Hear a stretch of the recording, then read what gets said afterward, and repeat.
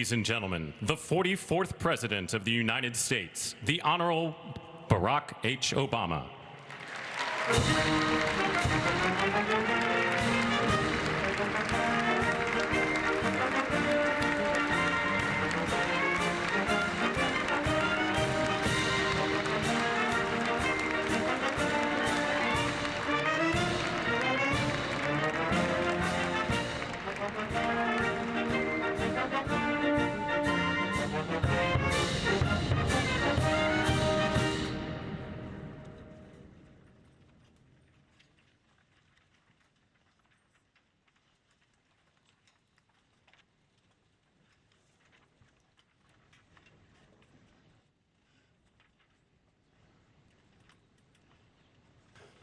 Ladies and gentlemen, the Chief Justice of the United States, the Honorable John G. Roberts, Jr., and the Associate Justices of the Supreme Court of the United States.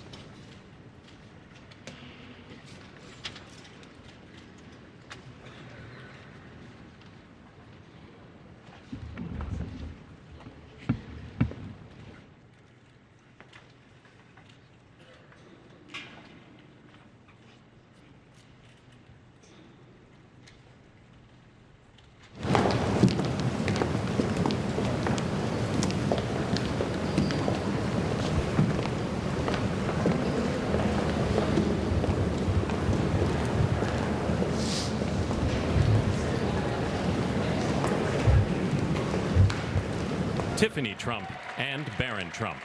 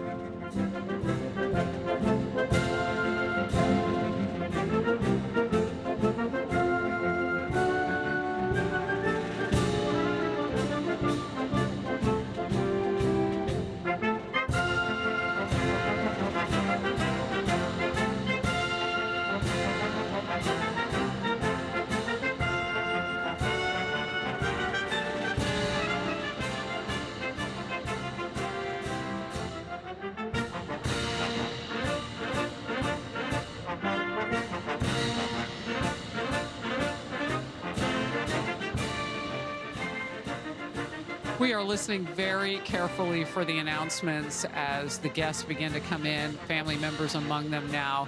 You saw Barron Trump. He's in the center of your screen right now, a freshman at NYU.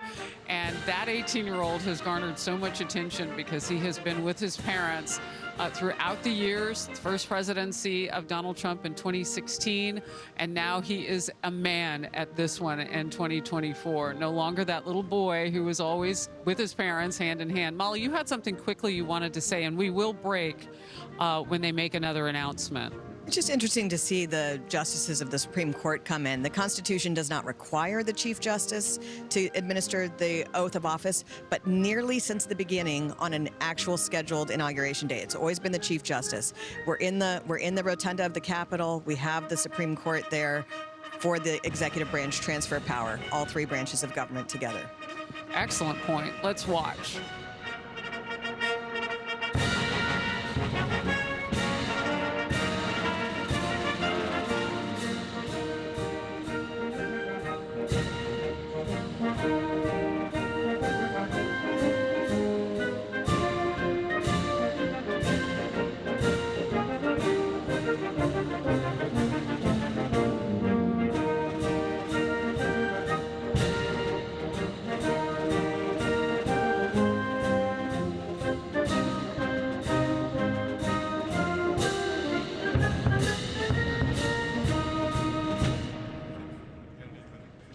Ladies and gentlemen, escorting Dr. Biden and Mr. Emhoff, the Republican Staff Director of the Joint Congressional Committee on Inaugural Ceremonies, Ms. Emily Leviner, the Senate Secretary for the Minority, the Honorable Gary Myrick, the House of Representatives Chief Administrative Officer, the Honorable Catherine Spindor, and Mr. Bruce Fisher.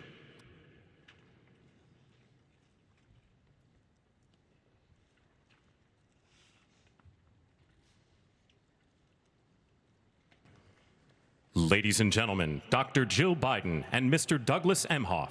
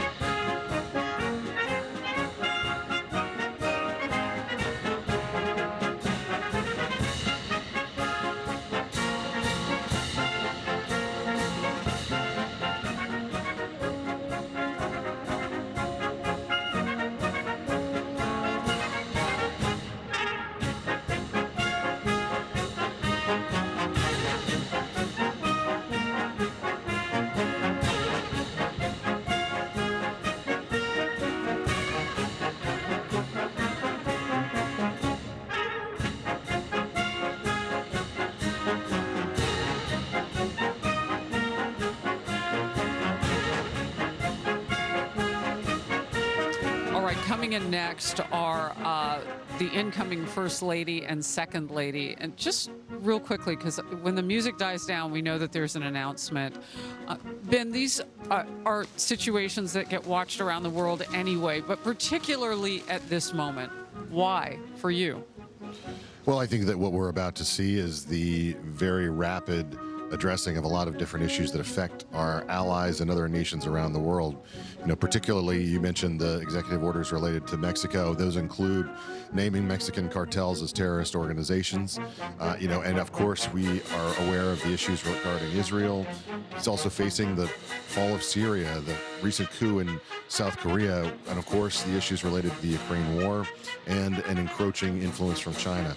The Trump world order is going to require shifts in all of those different areas, and yes, this new team is going to be required to start working on day one to reverse the mistakes of the last 4 years. Hence what Molly was talking about getting those cabinet members confirmed, even some of them as early as today. Steve, I want to wait for the next announcement to come so we don't begin the top of it, and let's watch for that, and then I'll come to you next.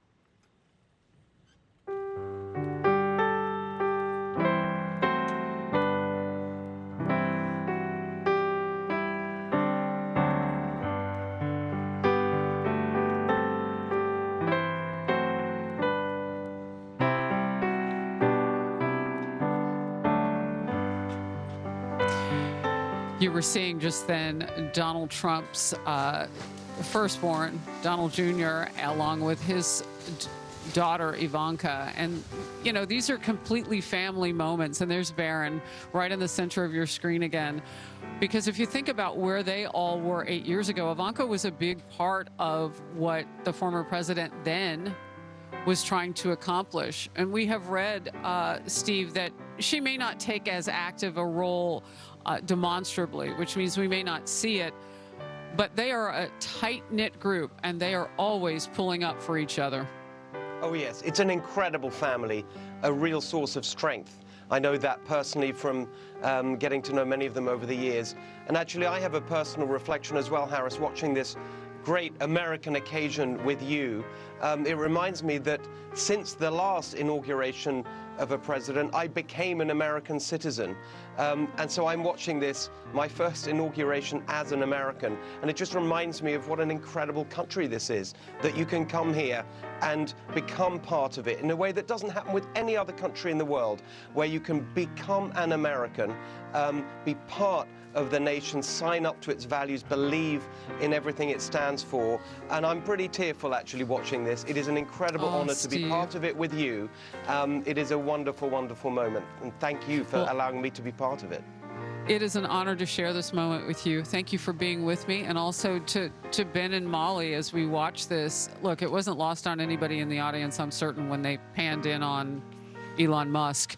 Also there today, the owner of ByteDance, and there's a lot of controversy over what might happen with TikTok. Well, in the recent hours overnight, it was signaled by the incoming 47th president, Donald J. Trump, that TikTok is going to be okay. They turned the app back on. People are, you know, going wild on that platform right now, just saying how happy they are. And just having the owner of that company, which has to either have a purchase, something has to happen to change the ownership line directly to China, Ben, for that. But also Elon Musk is putting into focus, everybody in America can have a voice, including the heads of corporations, in a different way. You don't have to go through a rather opaque, if you will, at times, lobby corridor to get to the White House. Now you could just call. Well, I think that one of the things that we saw play out over the course of the last year is a lot of these corporate leaders finally waking up to the fact that they were not going to be able to live underneath the rule of an aggressive leftist, anti-business, anti-capitalist Democratic Party that is not just opposed to success, but believes that they can put a price tag on it that includes total fealty, going along with the censorship of American views, and silencing, frankly, things that the White House just found to be inconvenient. And we've seen them wake up to the fact that that's not something that they could live with. How long they stay in that corner, I think, is going to be a real test. We'll be watching them going forward to see whether that's something that's a real change of heart on their part. Molly. Well, and just it brings to mind what a dark era we're coming out of censorship, where people were not allowed to speak freely or debate issues. With this rise of social media as a way to combat our press that has done so little to illuminate the situation and so much to suppress speech and debate, it's a big reason for the optimism people feel right now. All right, we're going to take a quick break. You saw the incoming Vice President's First Lady, Usha Vance, and Melania Trump as well. I'm so excited to be here to witness.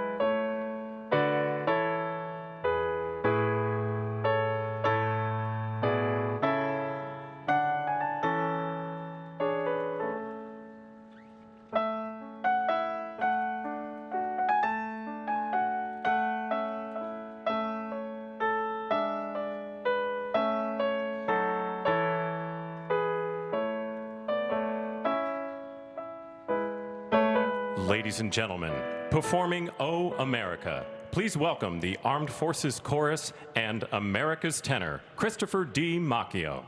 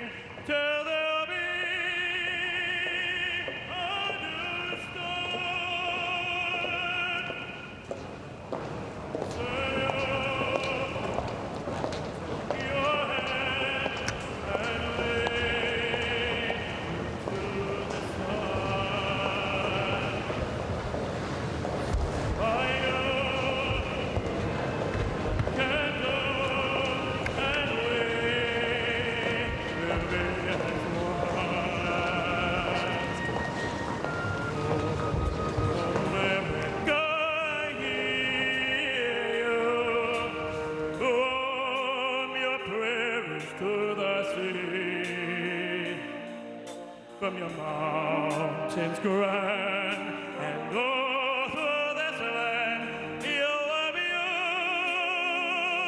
beautiful to me. Oh, America, you're calling. Oh, I can hear you calling me. You are calling me. Hey, to thee, oh, I will be.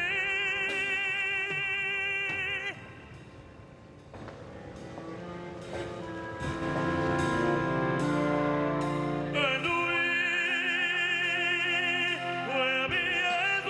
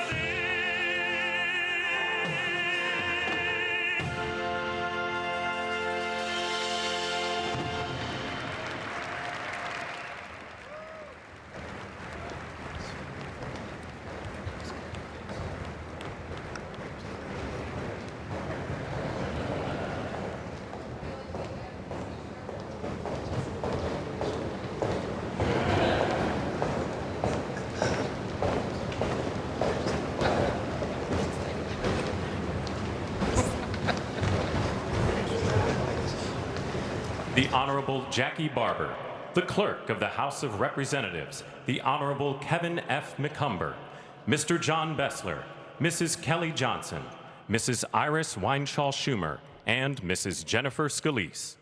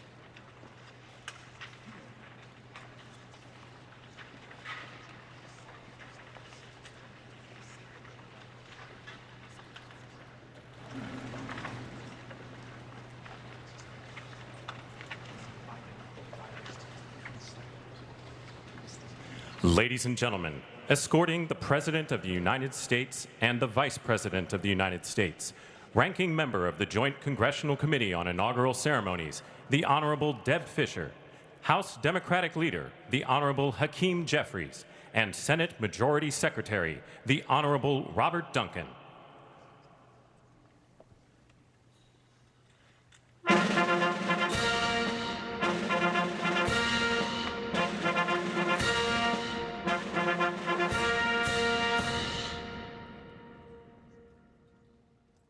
Ladies and gentlemen, the President of the United States, the Honorable Joseph R. Biden Jr., and Vice President of the United States, the Honorable Kamala Devi Harris.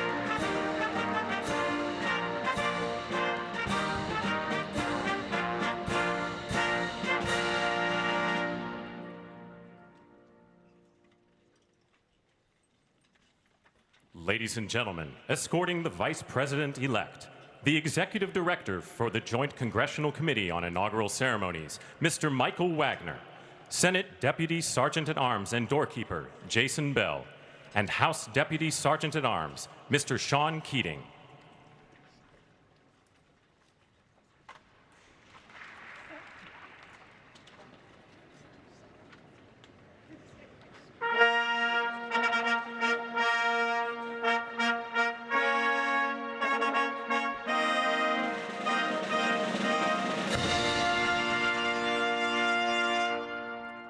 Ladies and gentlemen, the Vice President-elect of the United States, the Honorable J.D. Vance.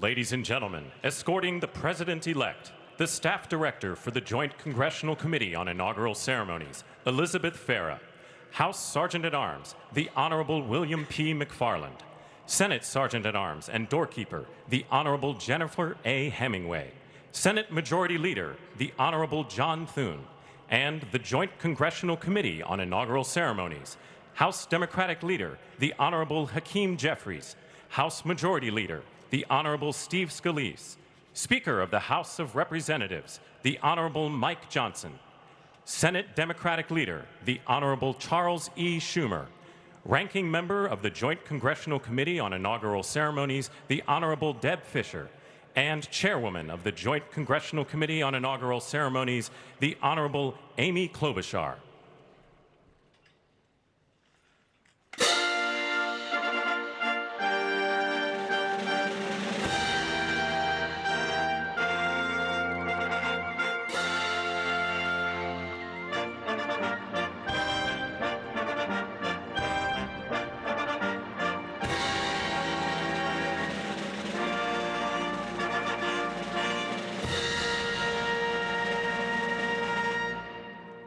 Ladies and gentlemen, the President-elect of the United States, the Honorable Donald John Trump.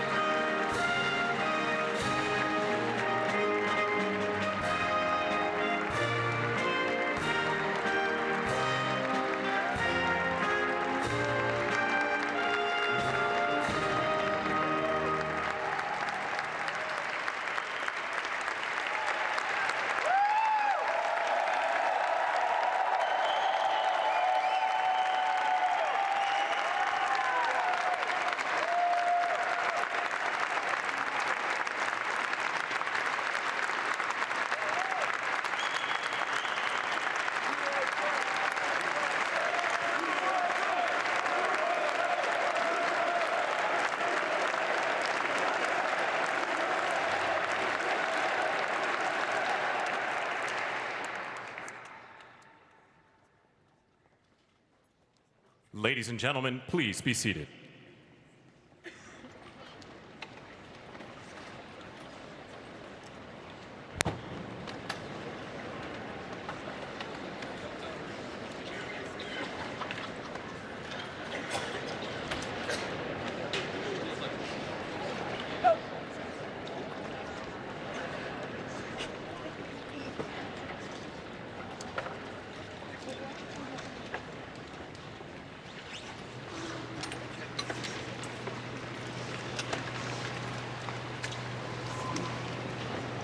Please welcome the chairwoman of the Joint Congressional Committee on Inaugural Ceremonies, the Honorable Amy Klobuchar.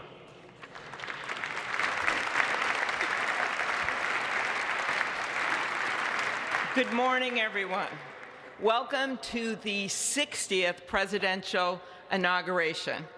Today, President-elect Trump and Vice President-elect Vance will take their oaths of office, and we will witness the peaceful transfer of power at the heart of our democracy.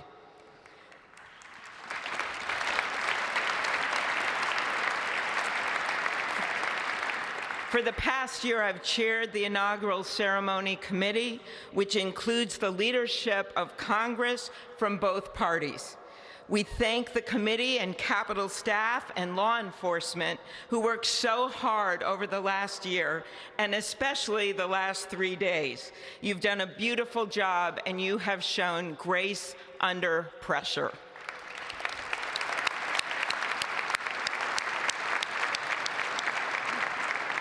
Our theme this year is our enduring democracy. The presence of so many presidents and vice presidents here today is truly a testament to that endurance. We welcome President Biden and Dr. Biden. We welcome Vice President Harris and Doug Emhoff, President Obama, President Clinton and Secretary Clinton, President Bush and Laura Bush, Vice President Pence, Vice President Quayle and Marilyn Quayle. The justices of the United States Supreme Court are with us, all 9 of them, I counted, and of course, the Trump and Vance families. This ceremony marks what will soon be 250 years of our democracy. It is the moment when leaders, elevated by the will of the people, promise to be faithful to our Constitution, to cherish and defend it. It is the moment when they become, as we all should be, the guardians of our country. Through war and peace, through adversity and prosperity, we hold this inauguration every 4 years, and today it falls on Martin Luther King Day, a further reminder that we must strive to uphold the values enshrined in our Constitution, the freedoms, the liberties, and, as is inscribed on the entrance of the United States Supreme Court, equal justice under law.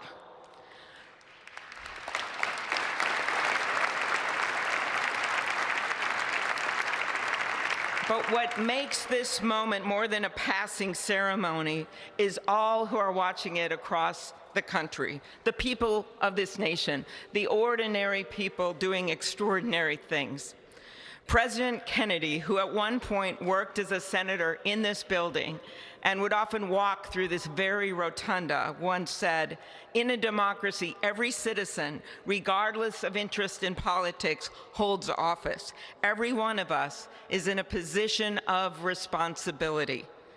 With that responsibility of citizenship comes an obligation not to seek out malice, as President Lincoln once reminded us, but to view others with a generosity of spirit despite our differences. With that responsibility of leadership comes an obligation to stand our ground when we must and find common ground when we can. With everything swirling around us, the hot mess of division, it is on all of us, to quote an incredible songwriter who just happened to be born in my state, to ensure that our nation's democracy is our shelter from the storm. There's a reason this ceremony takes place at the Capitol. In other countries, it might be in a presidential palace or a gilded executive office building. Here it is traditionally held at the Capitol, the People's House. It is a fitting reminder of the system of checks and balances that is the very foundation of our government, 3 equal branches of government. That is how, for nearly 250 years, our great American experiment, grounded in the rule of law, has endured. So, as we inaugurate a new president and vice president, let us remember that the power of those in this room comes from the people. The construction workers who build our country, the teachers and healthcare workers who nurture us, the troops defending our freedoms, and yes, the firefighters in Los Angeles putting themselves on the line for us.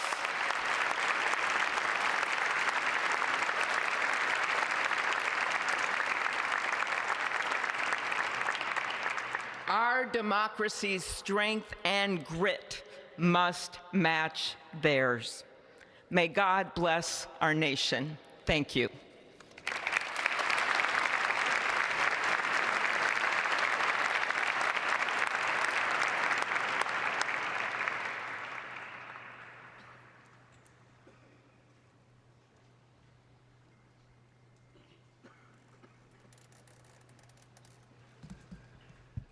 Good afternoon. Endurance through the years is the ultimate test. To persevere through time is the truest measure of an idea, an institution, and a nation. Our founders wrote the Constitution so that America could withstand all the twists and turns of time. They wrote it to guide us and to preserve forever our right of life, liberty, and the pursuit of happiness. But as much as the truths and principles enshrined in our Constitution remain the same, our democracy promises the American people the power to change, to chart their own destiny. That's the beauty. That is the importance of democracy. It allows the endurance, the permanence of a nation through change. It allows nations like our United States both to avoid the obstacles and to seize the opportunities God has placed before us, all while staying true to our founding principles. Today is our country's 60th inauguration ceremony.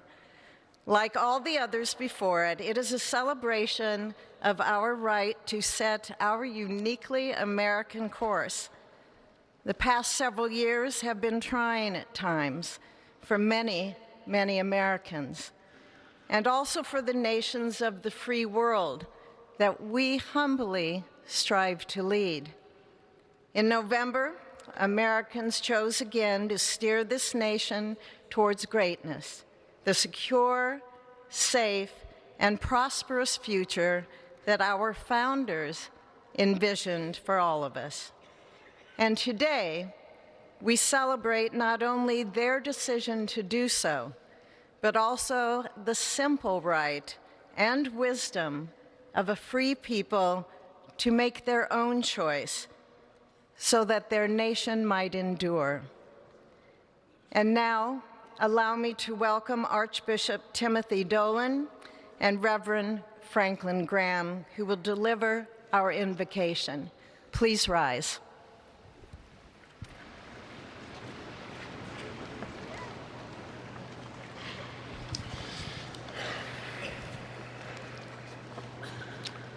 Be still and know that I am God, supreme among the nations, supreme on the earth.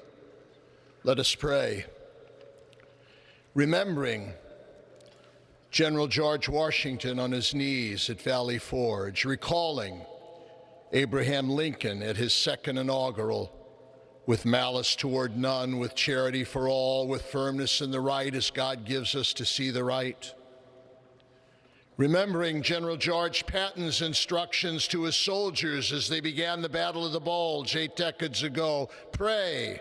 Pray when fighting. Pray alone. Pray with others. Pray by night. Pray by day. Observing the birthday of the Reverend Martin Luther King, who warned, without God, our efforts turn to ashes. We, blessed citizens of this one nation under God, humbled by our claim that in God we trust, gather indeed this Inauguration Day to pray for our President Donald J. Trump, his family, his advisors, his cabinet, his aspirations, his vice president, for the Lord's blessings upon Joseph Biden, for our men and women in uniform, for each other whose hopes are stoked this new year, this Inauguration Day. We cannot err in relying upon that prayer from the Bible, upon which our president will soon place his hand in oath, as we make our own the supplications of King Solomon for wisdom as he began his governance. God of our fathers, in your wisdom you set man to govern your creatures, to govern in holiness and justice, to render justice with integrity. Give our leader wisdom, for he is your servant, aware of his own weakness and brevity of life. If wisdom which comes not from you be not with him, he shall be held in no esteem. Send wisdom from heavens that she may be with him, that he may know your designs. Please, God, bless America. Please, mend her every flaw. You are the God in whom we trust, who lives and reigns forever and ever. Amen.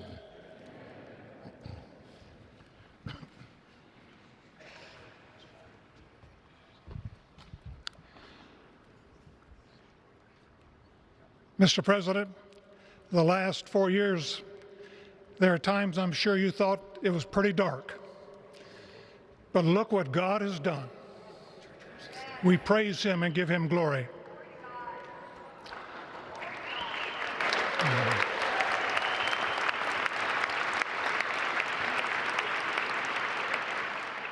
Let us pray.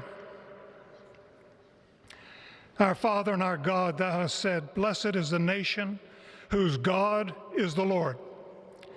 As the prophet Daniel prayed, blessed be the name of God forever and ever. For wisdom and might are his. He changes the times and the seasons. He removes kings. He raises up kings. He gives wisdom to the wise and knowledge to those who have understanding. Our Father, today, as President Donald J. Trump takes the oath of office once again, we come to say thank you, O Lord our God. Father, when Donald Trump's enemies thought he was down and out, you and you alone saved his life and raised him up with strength and power by your mighty hand. We pray for President Trump that you'll watch over, protect, guide, direct him. Give him your wisdom from your throne on high. We ask that you would bless him and that our nation would be blessed through him. We also ask that you would bless and protect Melania as First Lady. We thank you for the beauty, the warmth, and grace that she shows not only to this nation, but to the whole world. We thank you for Vice President-elect J.D. Vance and his wife Usha and their young family. May he be a strength to President Trump, to stand beside him, to hold up his arms like Aaron held up the arms of Moses in the midst of battle. The prophet Samuel reminded the people, it was you that brought them up from the land of Egypt. And he said, now stand still that I may reason with you before the Lord. So Father, we take this moment to stand still, to remember the great things that you have done for this nation. Thank you for the protection, the bounty, the freedoms that we so enjoy. We remember to keep our eyes fixed on you, and may our hearts be inclined to your voice. We know that America can never be great again if we turn our backs on you. We ask for your help, and we pray all of this in the name of the King of Kings, the Lord of Lords, your Son, my Savior, and our Redeemer, Jesus Christ. Amen. Ladies and gentlemen, please welcome Associate Justice Kavanaugh to administer the Vice Presidential Oath of Office.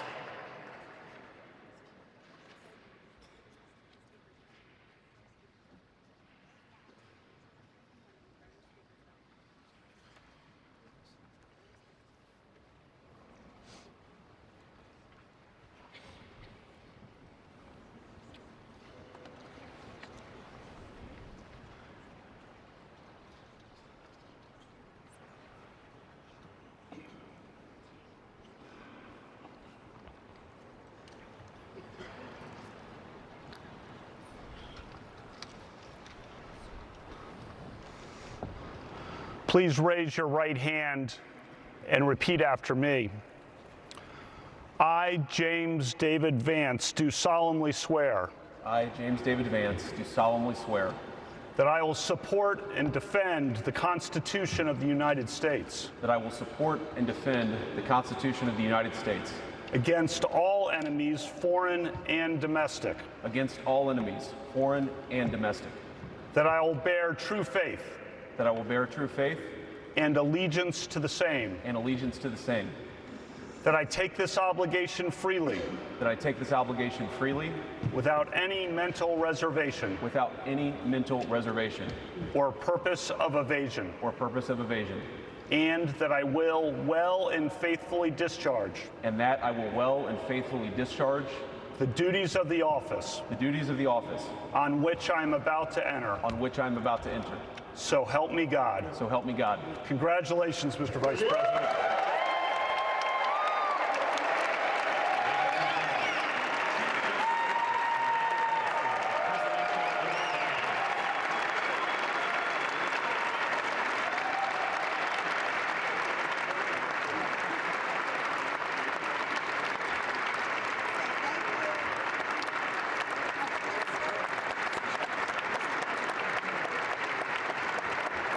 Ladies and gentlemen, please welcome Chief Justice Roberts to administer the Presidential Oath of Office.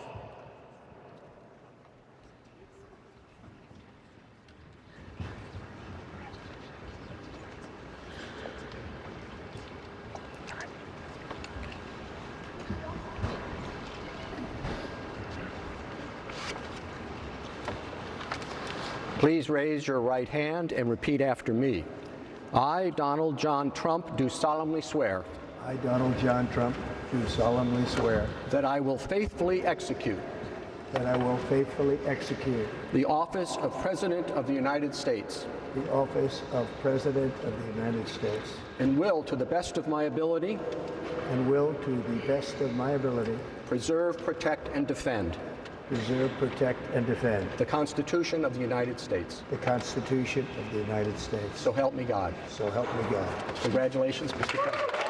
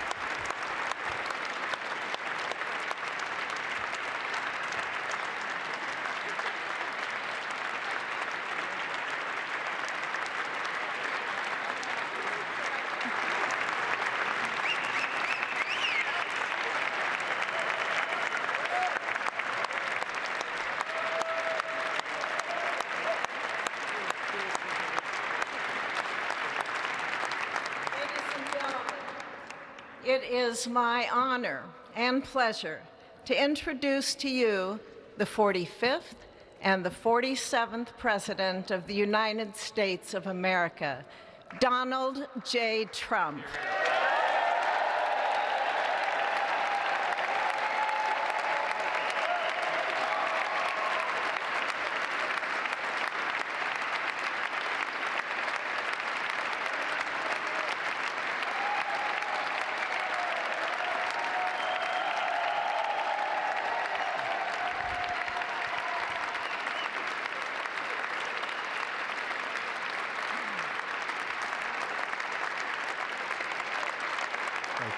Thank you very much, everybody. Well, thank you very, very much. Vice President Vance, Speaker Johnson, Senator Thune, Chief Justice Roberts, Justices of the United States Supreme Court, President Clinton, President Bush, President Obama, President Biden, Vice President Harris, and my fellow citizens. The golden age of America begins right now.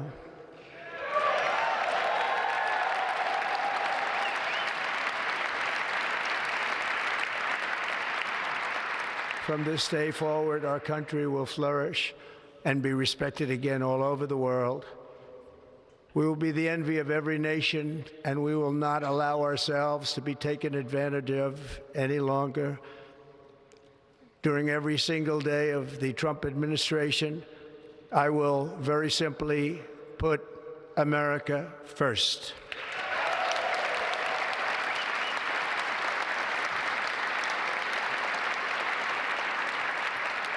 Our sovereignty will be reclaimed. Our safety will be restored. The scales of justice will be rebalanced. The vicious, violent, and unfair weaponization of the Justice Department and our government will end.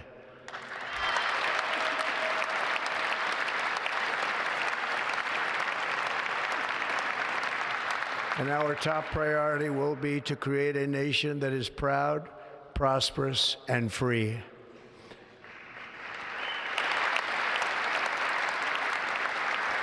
America will soon be greater, stronger, and far more exceptional than ever before. I return to the presidency confident and optimistic that we are at the start of a thrilling new era of national success. A tide of change is sweeping the country, sunlight is pouring over the entire world, and America has the chance to seize this opportunity like never before. But first, we must be honest about the challenges we face. While they are plentiful, they will be annihilated by this great momentum that the world is now witnessing in the United States of America. As we gather today, our government confronts a crisis of trust. For many years, a radical and corrupt establishment has extracted power and wealth from our citizens while the pillars of our society lay broken and seemingly in complete disrepair. We now have a government that cannot manage even a simple crisis at home, while at the same time stumbling into a continuing catalog of catastrophic events abroad. It fails to protect our magnificent, law-abiding American citizens, but provides sanctuary and protection for dangerous criminals, many from prisons and mental institutions that have illegally entered our country from all over the world. We have a government that has given unlimited funding to the defense of foreign borders, but refuses to defend American borders or, more importantly, its own people. Our country can no longer deliver basic services in times of emergency, as recently shown by the wonderful people of North Carolina, been treated so badly.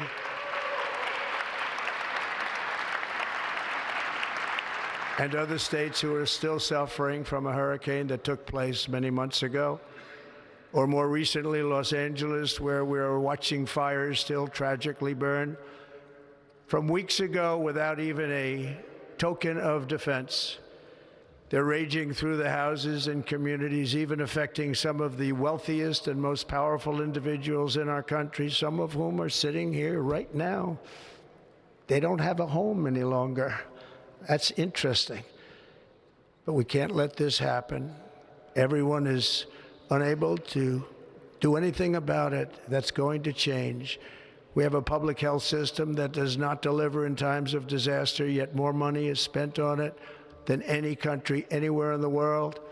And we have an education system that teaches our children to be ashamed of themselves in many cases, to hate our country despite the love that we try so desperately to provide to them. All of this will change starting today, and it will change very quickly.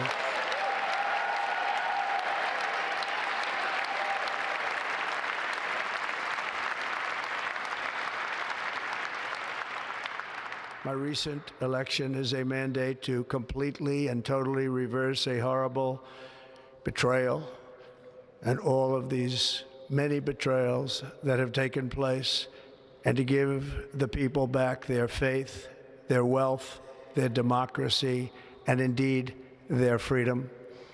From this moment on, America's decline is over.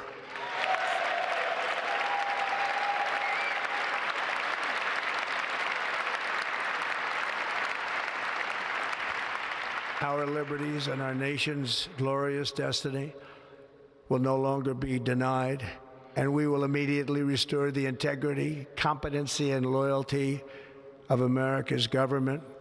Over the past 8 years, I have been tested and challenged more than any president in our 250-year history, and I've learned a lot along the way. The journey to reclaim our republic has not been an easy one, that I can tell you. Those who wish to stop our cause have tried to take my freedom and indeed to take my life. Just a few months ago in a beautiful Pennsylvania field, an assassin's bullet ripped through my ear. But I felt then, and believe even more so now, that my life was saved for a reason. I was saved by God to make America great again.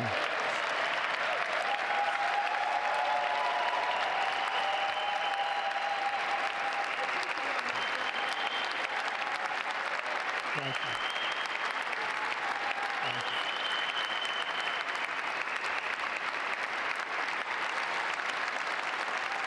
Thank you very much.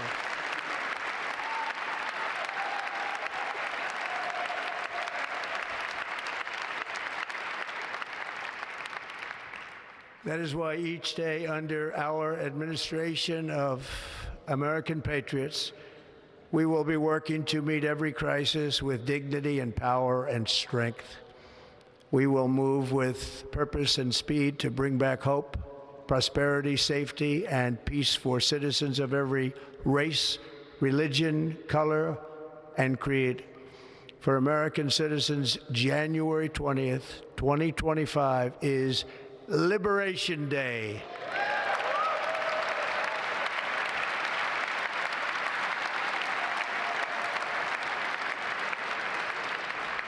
It is my hope that our recent presidential election will be remembered as the greatest and most consequential election in the history of our country. As our victory showed, the entire nation is rapidly unifying behind our agenda with dramatic increases in support from virtually every element of our society, young and old, men and women, African Americans, Hispanic Americans, Asian Americans, urban, suburban, rural, and very importantly, we had a powerful win in all 7 swing states, and the popular vote, we won by millions of people. To the Black and Hispanic communities, I want to thank you for the tremendous outpouring of love and trust that you have shown me with your vote. We set records, and I will not forget it. I've heard your voices in the campaign, and I look forward to working with you in the years to come.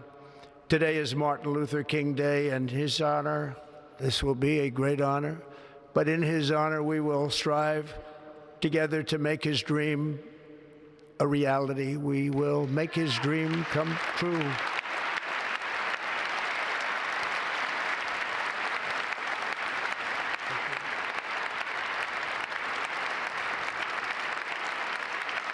Thank you. Thank you. National unity is now returning to America, and confidence and pride is soaring like never before. In everything we do, my administration will be inspired by a strong pursuit of excellence and unrelenting success. We will not forget our country, we will not forget our Constitution, and we will not forget our God. Can't do that.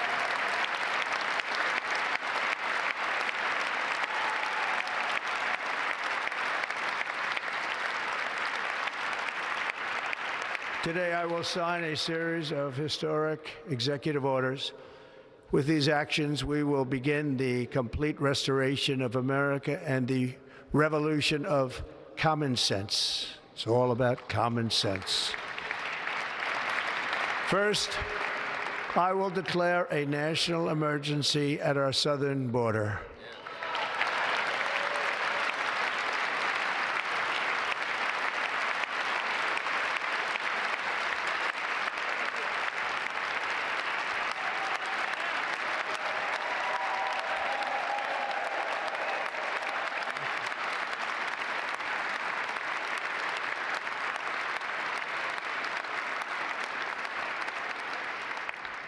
All illegal entry will immediately be halted, and we will begin the process of returning millions and millions of criminal aliens back to the places from which they came.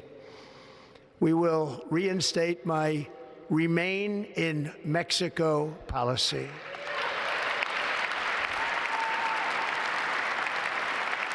I will end the practice of catch and release.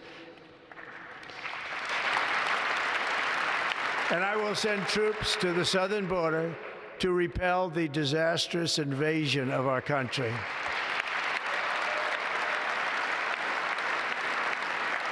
Under the orders I signed today, we will also be designating the cartels as foreign terrorist organizations.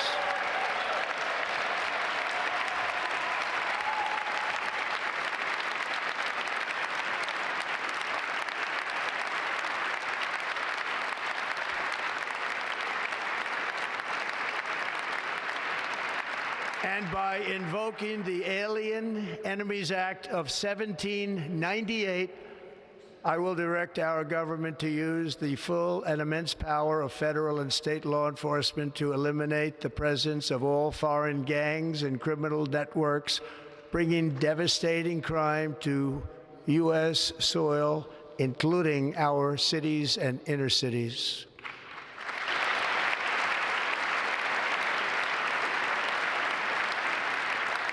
As Commander-in-Chief, I have no higher responsibility than to defend our country from threats and invasions, and that is exactly what I am going to do. We will do it at a level that nobody's ever seen before. Next, I will direct all members of my cabinet to marshal the vast powers at their disposal to defeat what was record inflation and rapidly bring down costs and prices.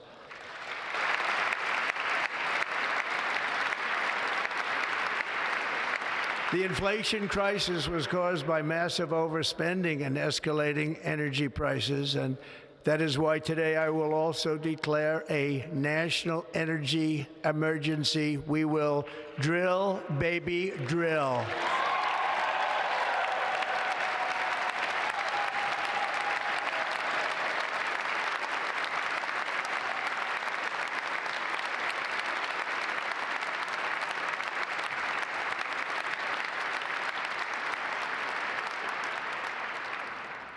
America will be a manufacturing nation once again, and we have something that no other manufacturing nation will ever have, the largest amount of oil and gas of any country on earth, and we are going to use it. We're going to use it. We will bring prices down, fill our strategic reserves up again right to the top, and export American energy all over the world.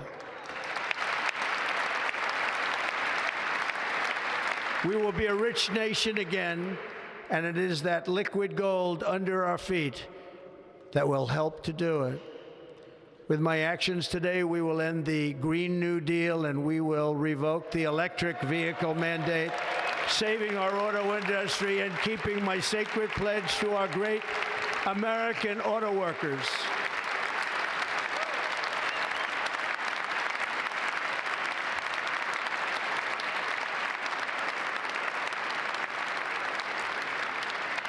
In other words, you'll be able to buy the car of your choice.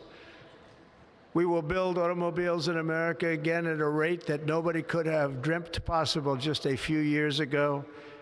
And thank you to the auto workers of our nation for your inspiring vote of confidence. We did tremendously with their vote. I will immediately begin the overhaul of our trade system to protect American workers and families. Instead of taxing our citizens to enrich other countries, we will tariff and tax foreign countries to enrich our citizens.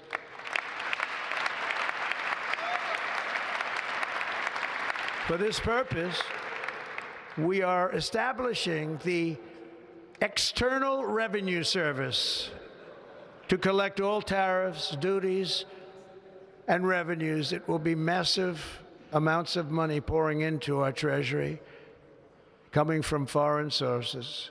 The American dream will soon be back and thriving like never before to restore competence and effectiveness to our federal government. My administration will establish the brand new Department of Government Efficiency.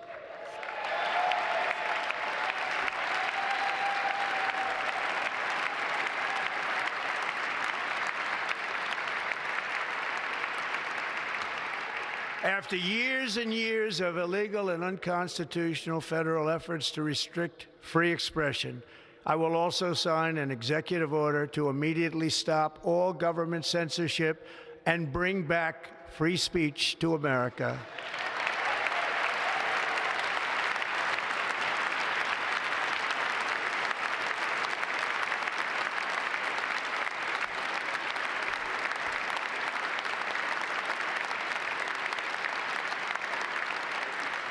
Never again will the immense power of the state be weaponized to persecute political opponents, something I know something about.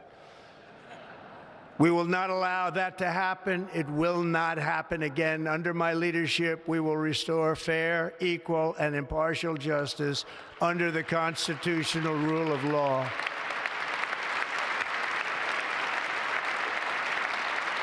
And we are going to bring law and order back to our cities. This week, I will also end the government policy of trying to socially engineer race and gender into every aspect of public and private life.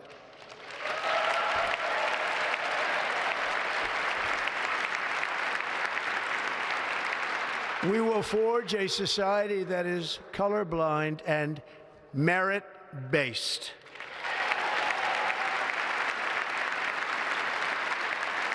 As of today, it will henceforth be the official policy of the United States government that there are only two genders, male and female.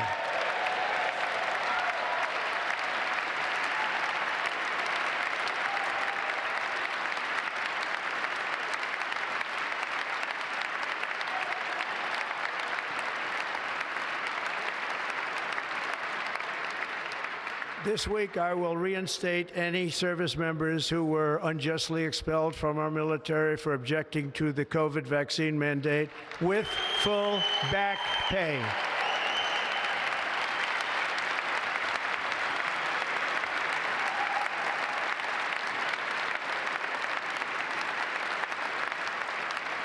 And I will sign an order to stop our warriors from being subjected to radical political theories and social experiments while on duty.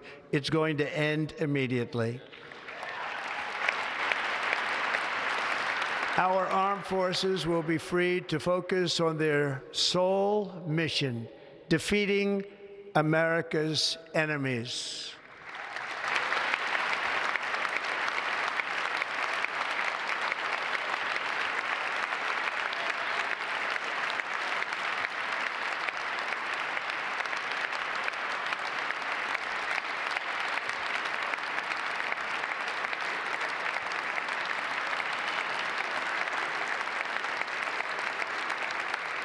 Like in 2017, we will again build the strongest military the world has ever seen.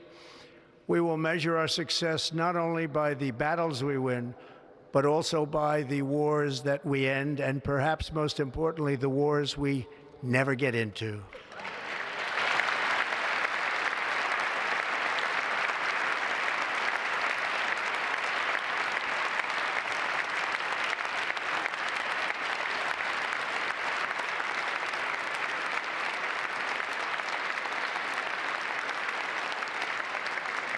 My proudest legacy will be that of a peacemaker and unifier. That's what I want to be, a peacemaker and a unifier.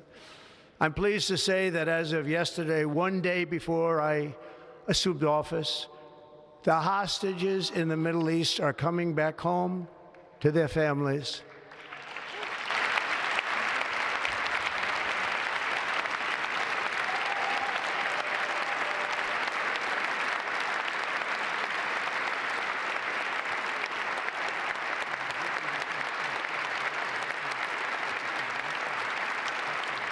Thank you. America will reclaim its rightful place as the greatest, most powerful, most respected nation on earth, inspiring the awe and admiration of the entire world. A short time from now, we are going to be changing the name of the Gulf of Mexico to the Gulf of America, and we will restore the name of a great president, William McKinley, to Mount McKinley, where it should be and where it belongs.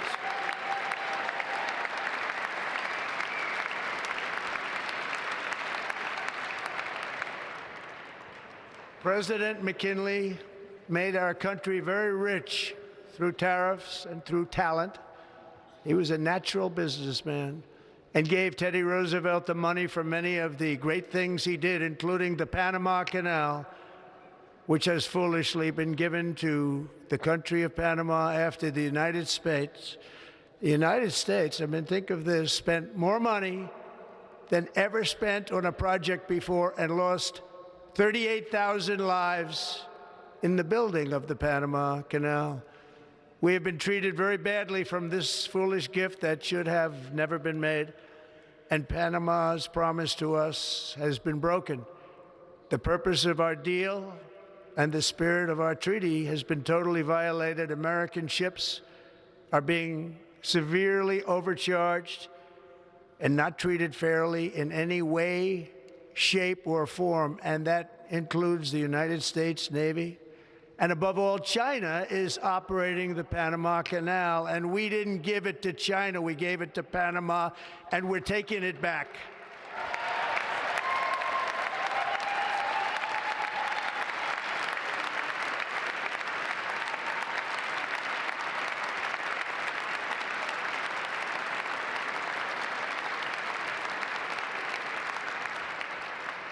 Above all, my message to Americans today is that it is time for us to once again act with courage, vigor, and the vitality of history's greatest civilization. So as we liberate our nation, we will lead it to new heights of victory and success. We will not be deterred. Together we will end the chronic disease epidemic and keep our children safe, healthy, and disease-free. The United States will once again consider itself a growing nation, one that increases our wealth, expands our territory, builds our cities, raises our expectations, and carries our flag into new and beautiful horizons. and we will pursue our manifest destiny into the stars, launching American astronauts to plant the stars and stripes on the planet Mars.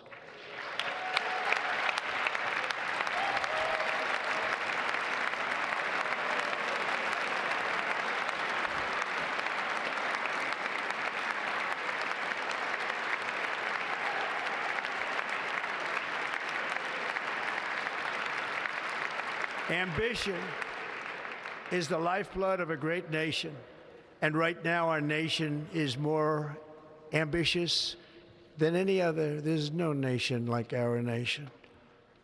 Americans are explorers, builders, innovators, entrepreneurs, and pioneers. The spirit of the frontier is written into our hearts. The call of the next great adventure resounds from within our souls. Our American ancestors turned a small group of colonies on the edge of a vast continent into a mighty republic of the most extraordinary citizens on earth. No one comes close. Americans pushed thousands of miles through a rugged land of untamed wilderness. They crossed deserts, scaled mountains, braved untold dangers, won the Wild West, ended slavery, rescued millions from tyranny, lifted billions from poverty, harnessed electricity, split the atom, launched mankind into the heavens, and put the universe of human knowledge into the palm of the human hand. If we work together, there is nothing we cannot do and no dream we cannot achieve. Many people thought it was impossible for me to stage such a historic political comeback. But as you see today, here I am. The American people have spoken.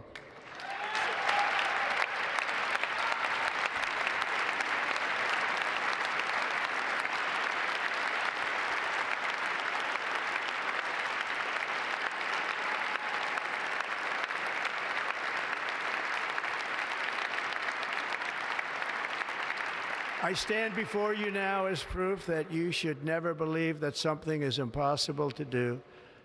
In America, the impossible is what we do best.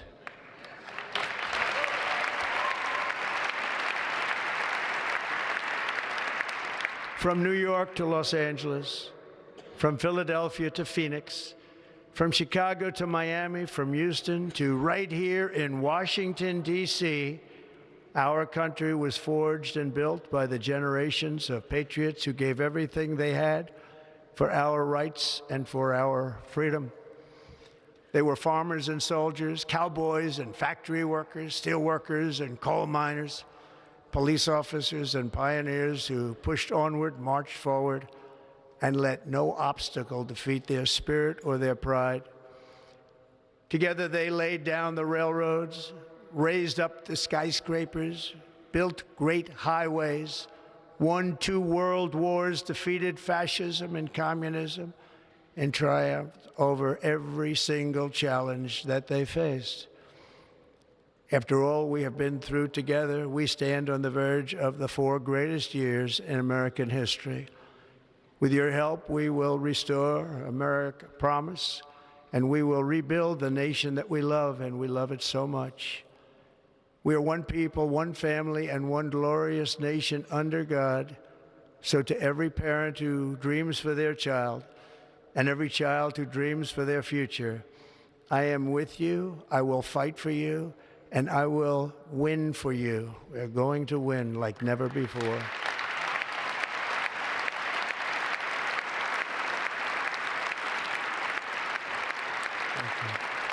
Thank you.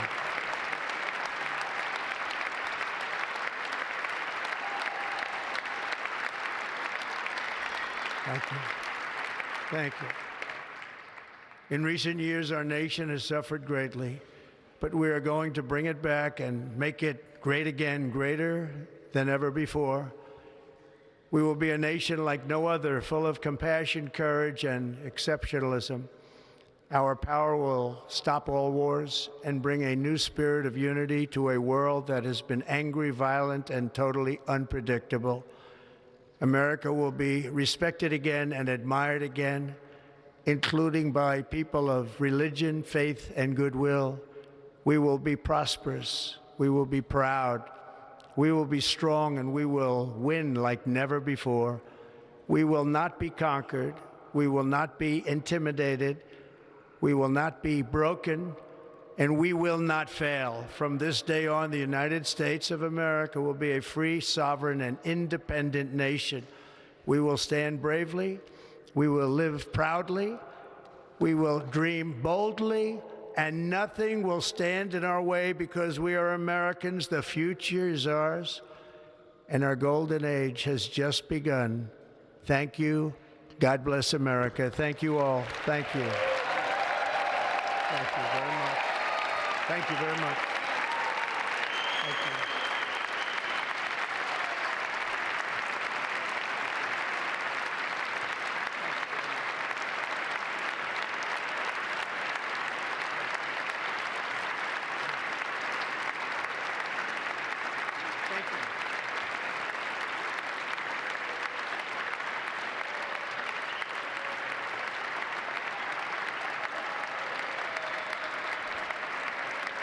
Ladies and gentlemen, performing America the Beautiful, please welcome the Armed Forces Chorus and Carrie Underwood.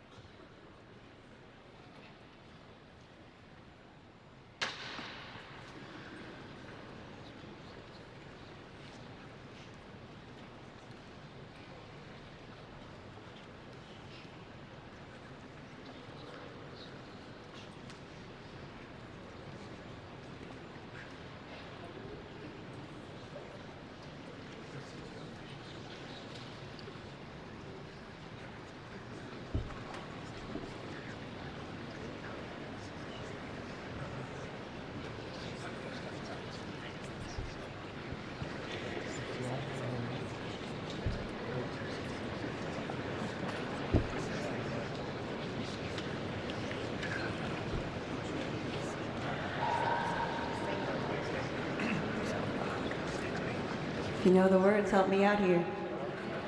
Oh, beautiful for spacious skies, for amber waves of grain, for purple mountain majesties above the fruited plain. America,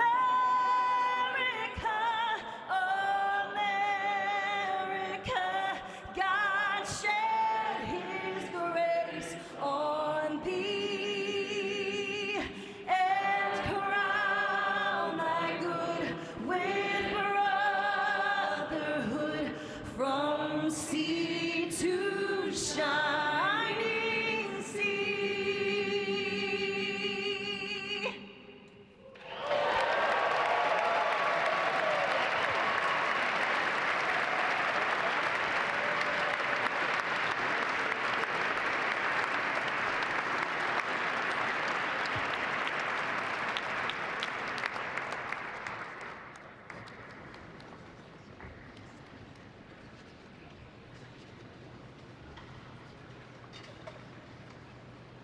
Ladies and gentlemen, Senator Fisher will now introduce the benediction clergy.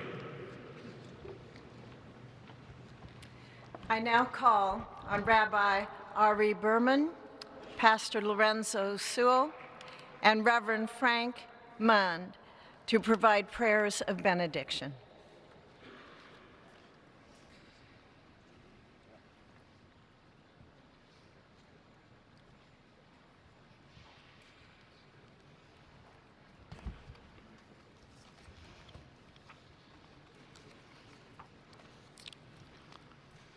Let us pray.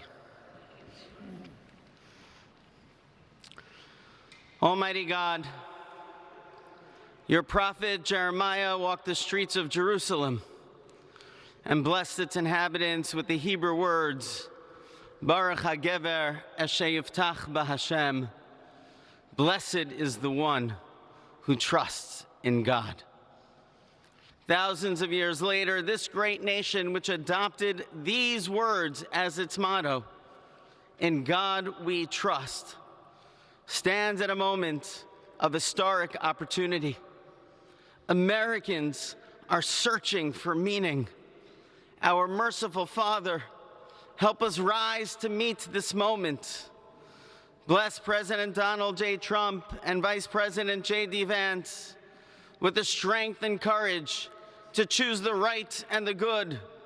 Unite us around our foundational biblical values of life and liberty, of service and sacrifice, and especially of faith and morality, which George Washington called the indispensable supports of American prosperity.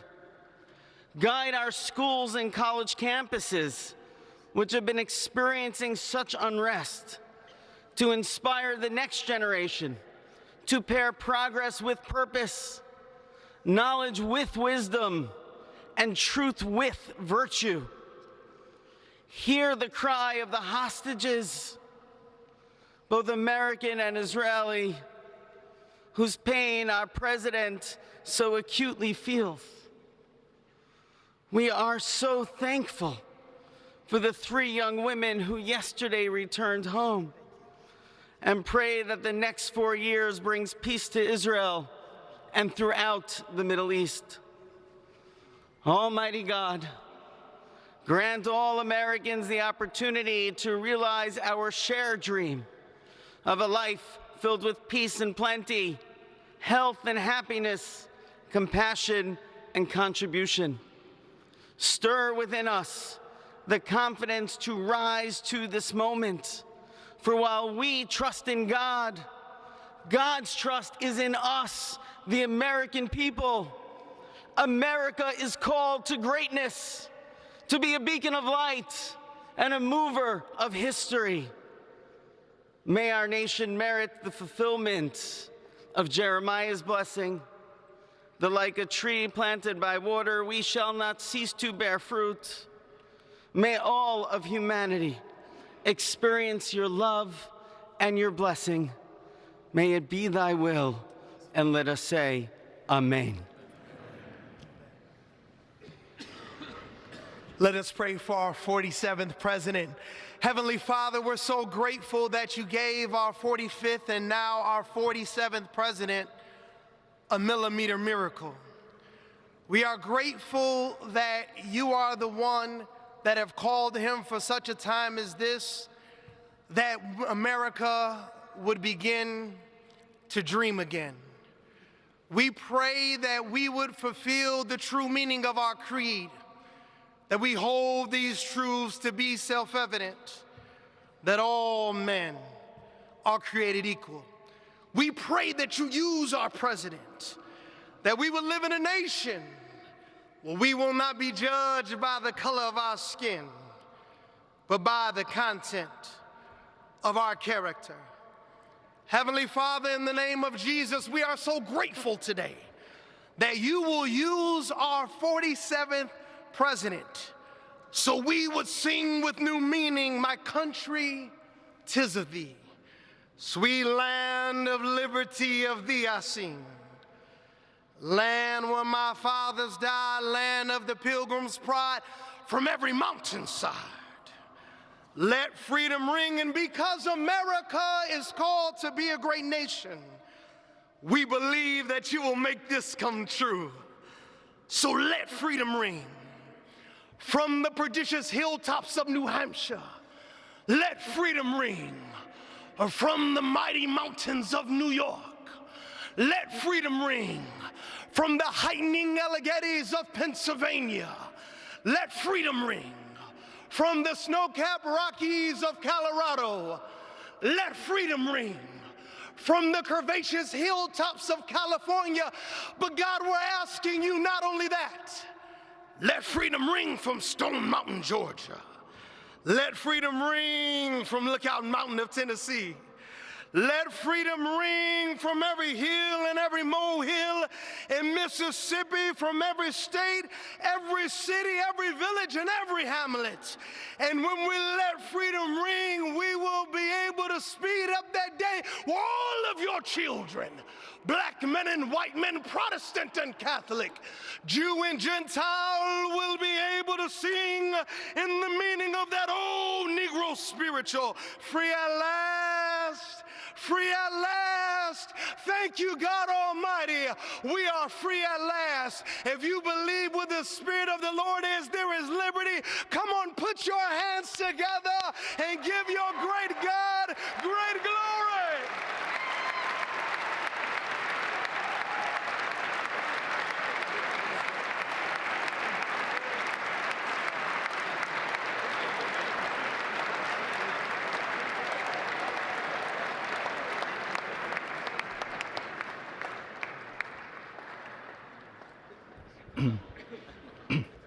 Almighty and eternal God, we gather here today in reverence, joined in our shared hopes and dreams for our beloved nation. In this sacred moment of the inauguration of President Donald J. Trump and Vice President J.D. Vance, we turn our hearts to you, seeking your divine assistance and abundant blessings upon this pivotal moment in history. We come before you with profound gratitude for the many gifts you have bestowed upon our land. Thank you for the freedoms we cherish, for the strength of our communities, and for the resilience of our spirit. As our President and Vice President embrace their newly appointed roles, we humbly implore that your everlasting love and wisdom will envelop them. Grant them the clarity of mind to navigate the challenges that lie ahead, and the compassion to serve all citizens with fairness and integrity. May their hearts be filled with a giving spirit and sincere understanding for those whom they represent.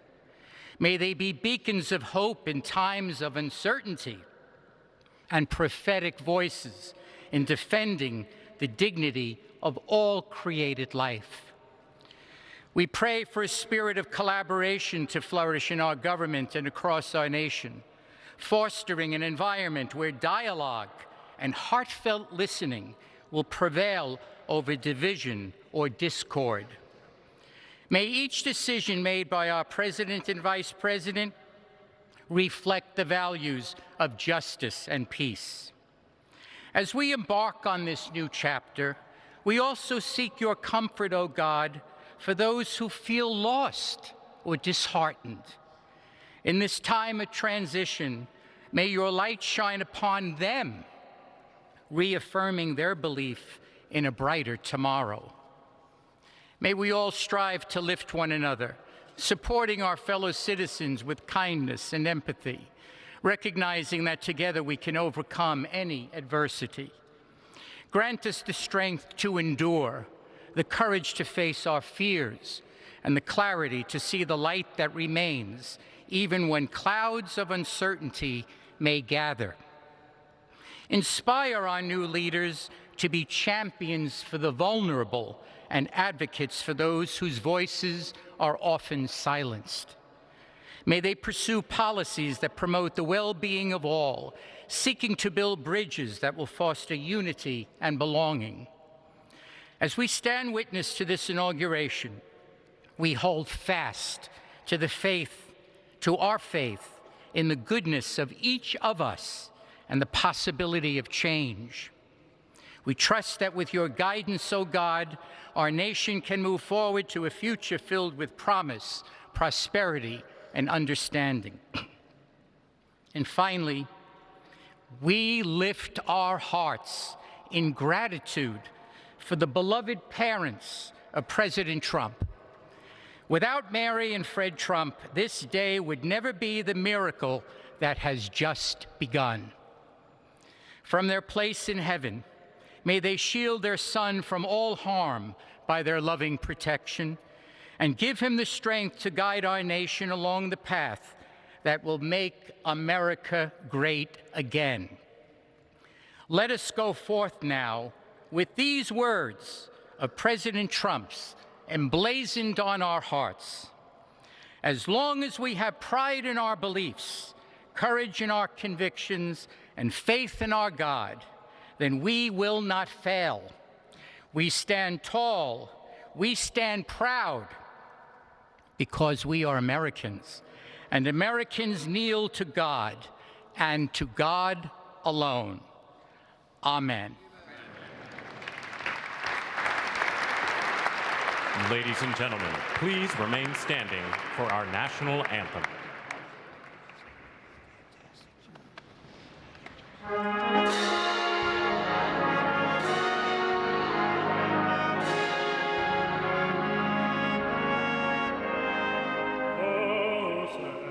Can you say, by the dawn's early light, what so proudly we hailed at the twilight's last gleaming, whose broad stripes and bright stars through the perilous fight o'er the ramparts we watched were so gallantly streaming, and the rockets in glee, the bombs bursting in earth, gave proof to the night that our flag was still there. Oh, sailors and stars take us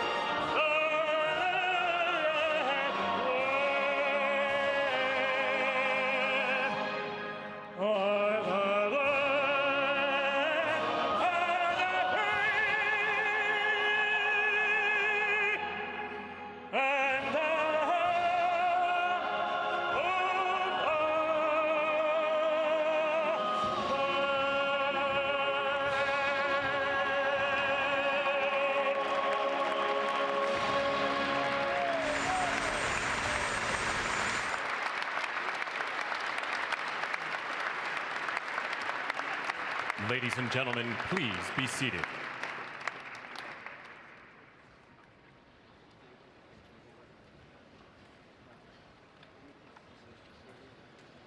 Ladies and gentlemen, please remain at your seats while the President and official party depart the platform.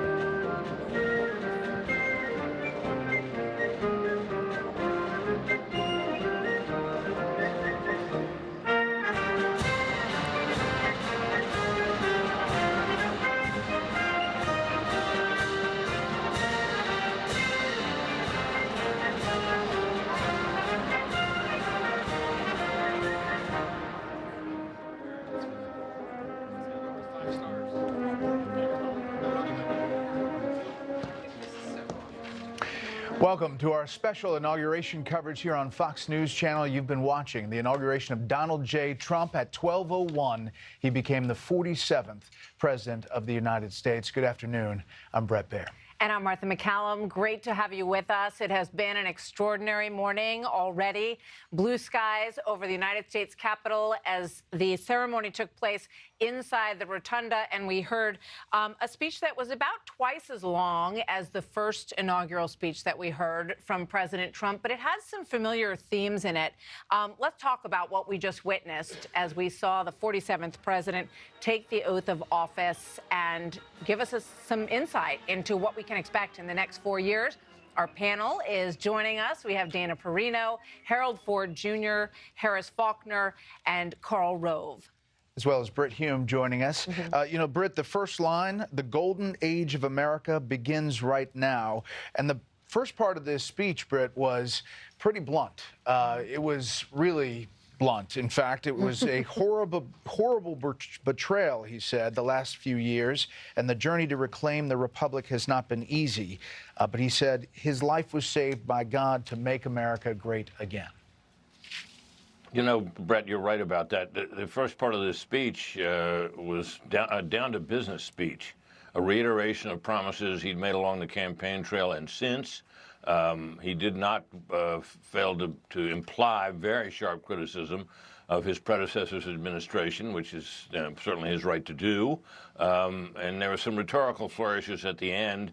And some, as you suggest, Brett, I think some quite extravagant promises in the sense, you know, the golden age of America, as you said, is just about to begin. And he said the greatest 4 years in American history are about to begin. Well, one certainly hopes that turns out to be true. But it's quite a big promise, and I think the speech was full of quite big promises. I think he feels he has a tailwind because of the decisive nature of the election, narrow though the margin ended up being, and because he has Congress under Republican control, albeit narrowly there as well. I think he has high hopes that he can bring a lot of this to bear, and a great deal of it, I think, or at least a large piece of it, is represented in the executive orders he is issuing today to cover a multitude of topics, which are available to him because the previous president relied on so many executive orders, which can be revoked. If a new president can revoke the old president's orders, and Mr. Trump is going to do that in spades today. Thank you, Brett. Dana, let's bring you in. It was interesting, the transition that he made from the intro to then saying, but first we must be honest about the challenges that we face. And that's where he talked about an America that has been stumbling to respond to emergencies in our country, that has failed our children in education and other things that he wanted to be very clear-eyed about as he takes office. I feel that he was being a pragmatic optimist. Saying that we will get there and we will do all of these things, but it's going to take us a minute because they are things that are so bad in our country right now. Yeah. His triumphant return to the presidency was because of a repudiation that the voters gave to the Biden years. And it was kind of interesting to think, wow, Biden and Harris are sitting right there. And there are things that he would say at his rallies that he said right there in front of them. It's not that they hadn't heard it before. But, of course, there's a little bit of a sting there. However, I think what he showed is that he is going to do for his voters exactly what he said he was going to do. It's just undeniable. He's going to then, after this, at the Capitol, he will sign a few executive orders. He will do more this afternoon at the rally. He'll do more when he gets to the White House because they intend to hit the ground running. This is one thing I think is very fascinating. I believe that I'm not positive about this, but based on the timing of when the Biden family pardons were announced, I don't think that President Trump knew about those before he gave his speech. Well, we should point out that President Biden pardoned his family members 15 minutes to go before the end of his presidency. I honestly believe that they waited to make that announcement until he was in the rotunda and there was no way to have let him know. Harris, let's talk a little bit just about the moment. It is so majestic, being inside that rotunda. The last time it happened, 1985, with President Reagan, and just the sound you had Carrie Underwood with, obviously there was an audio pause there, but she just took it and did it a cappella, and it was really powerful. Spectacular. Yeah. I think in that moment you all saw me clutching my chest because it just was so powerful. And Brett, it's who we are. We are resilient. We are special as Americans. And people got to see all of that on display today, from how we celebrate a day like this to how we pray on a day like this. The millimeter miracle that the pastor spoke of was so important because you don't hear many people hearkening to the assassination attempt on July 13th, 2024, the first one, and how that bullet grazed instead of being a kill shot. And that's what that prayer is. That millimeter miracle is about a preventative for anything that might happen to you and take you out. And we see the resilience, the comeback king, if you will, on stage today. And I have to think our enemies around the world, our friends around the world, it's more than America was back. We never left. And he's reminding everybody of who we are. And in that moment with Carrie Underwood, she just belted out from her heart. And I think it made it better. I do. We were hanging, oh my goodness, is there going to be music? There was a blessing of music through her a cappella voice. Certainly more memorable, too. Definitely. No one will ever forget. We joked on the set that the head of audio may have to report to Doge in coming hours, but it all worked out fine. Or the bill will be cut by the Trump team for sure. Harold, let me bring you in here. You know, there were echoes of the carnage speech that we heard the first time around. He said, for many years, a radical and corrupt establishment has extracted power and wealth from our citizens while the pillars of our society lay broken and seemingly in complete disrepair. We have a government that cannot even manage a simple crisis at home. And he went on to talk about the suffering people in North Carolina and California. That was a very blunt assessment while President Biden and Vice President Harris sat by and listened. I agree with just about everything that's been said about the speech. It was muted, serious at the start, extraordinarily ambitious in terms of the things the president, sweepingly ambitious in terms of the things the president wants to accomplish. I think when you have a presidential election, the person that wins is often the winner because people are either saying, I really like what you've done, or they're dissenting. In this election here, people dissented. The border, the two economies we have, we certainly, when the president talks about America the way he does, we have a strong economy, but it's not strong for everyone. You still have 27 and 28 and 29-year-olds living at home. You have an affordability crisis with housing and insurance and food. That's what I heard in his most favorable light, what the president was trying to say. I hope he's able to get through at least part of that list of things he had promised. I don't remember an inaugural speech with this many promises about the things you're going to do for everyday Americans. But again, if there's a president in my lifetime who has survived what he has survived and who is willing to lay the cards down on the table like any other president, and Carl and Dana have worked for presidents before, you've not seen anything quite like this. So I wish him nothing but the best, but he should understand now, and all of his supporters should understand, he's now the president. And looking back doesn't serve him well. He's got to look forward and begin to tackle the enormous agenda he's put forward. Carl, about 9 minutes into the speech, he did turn in a big way to national unity, common sense, taking the country back, and had that optimistic kind of forward look to it.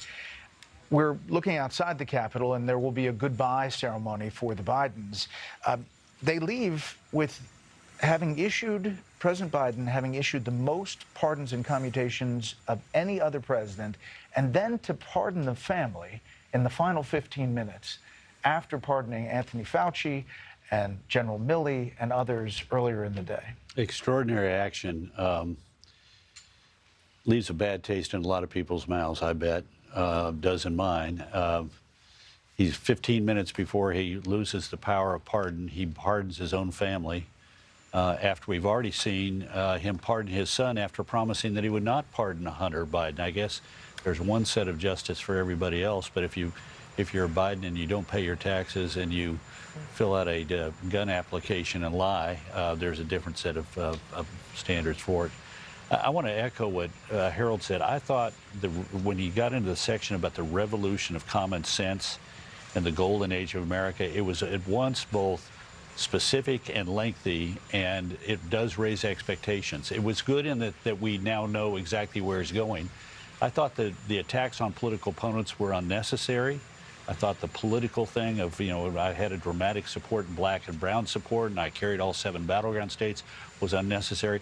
What I think the American people really wanted to know, this was a very pensive man who walked into that room. When you saw him walk down the corridor in the Statuary Hall, this was not a man who was happy and joyful. There was something weighing on his mind, and I think it has to do with the fact that he knows, he said it, that he feels that God spared him for a great purpose.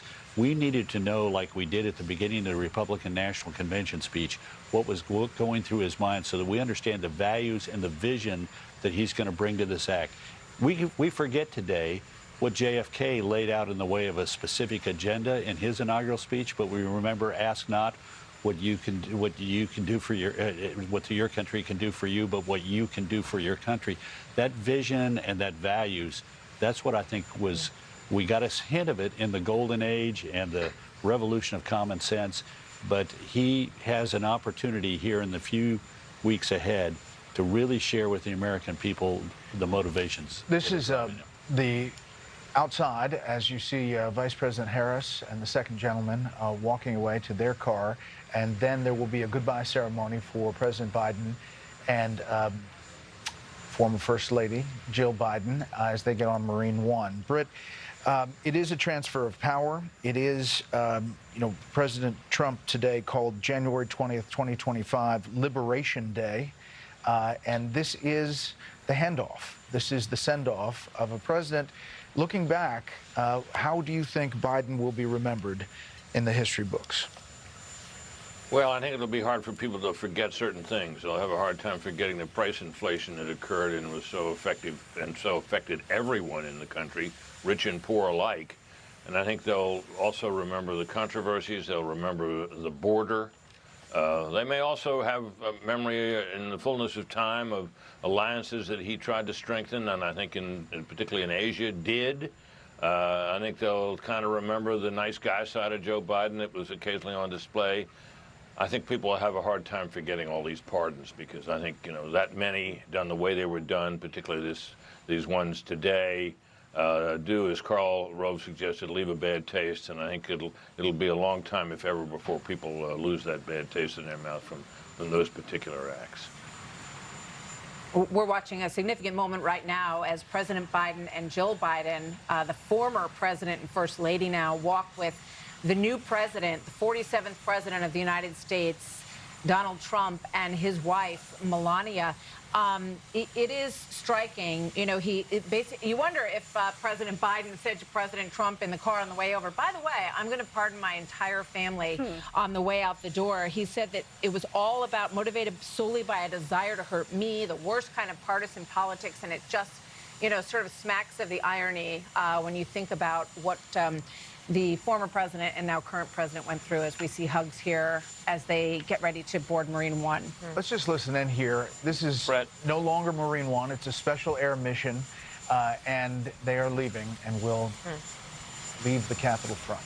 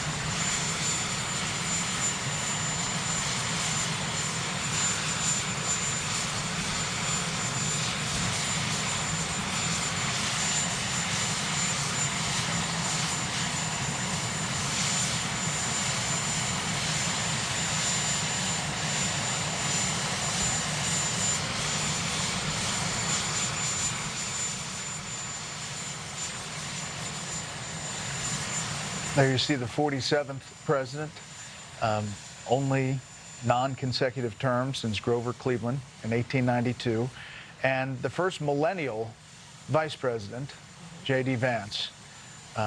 There was that moment that people have remarked, Dana, on on social media about the swearing in, where it seemed like Justice Roberts kind of went a little bit fast, and the family wasn't really right there. So the Bible didn't get right there. Right. And as he was sworn in, he did raise his right hand, which is required under the Constitution, to take the oath, but did not have his hand on the Bible, and it was caught all on social media. Sure. I think one of the things that we started off with is these speeches by Senator Amy Klobuchar and Deb Fischer.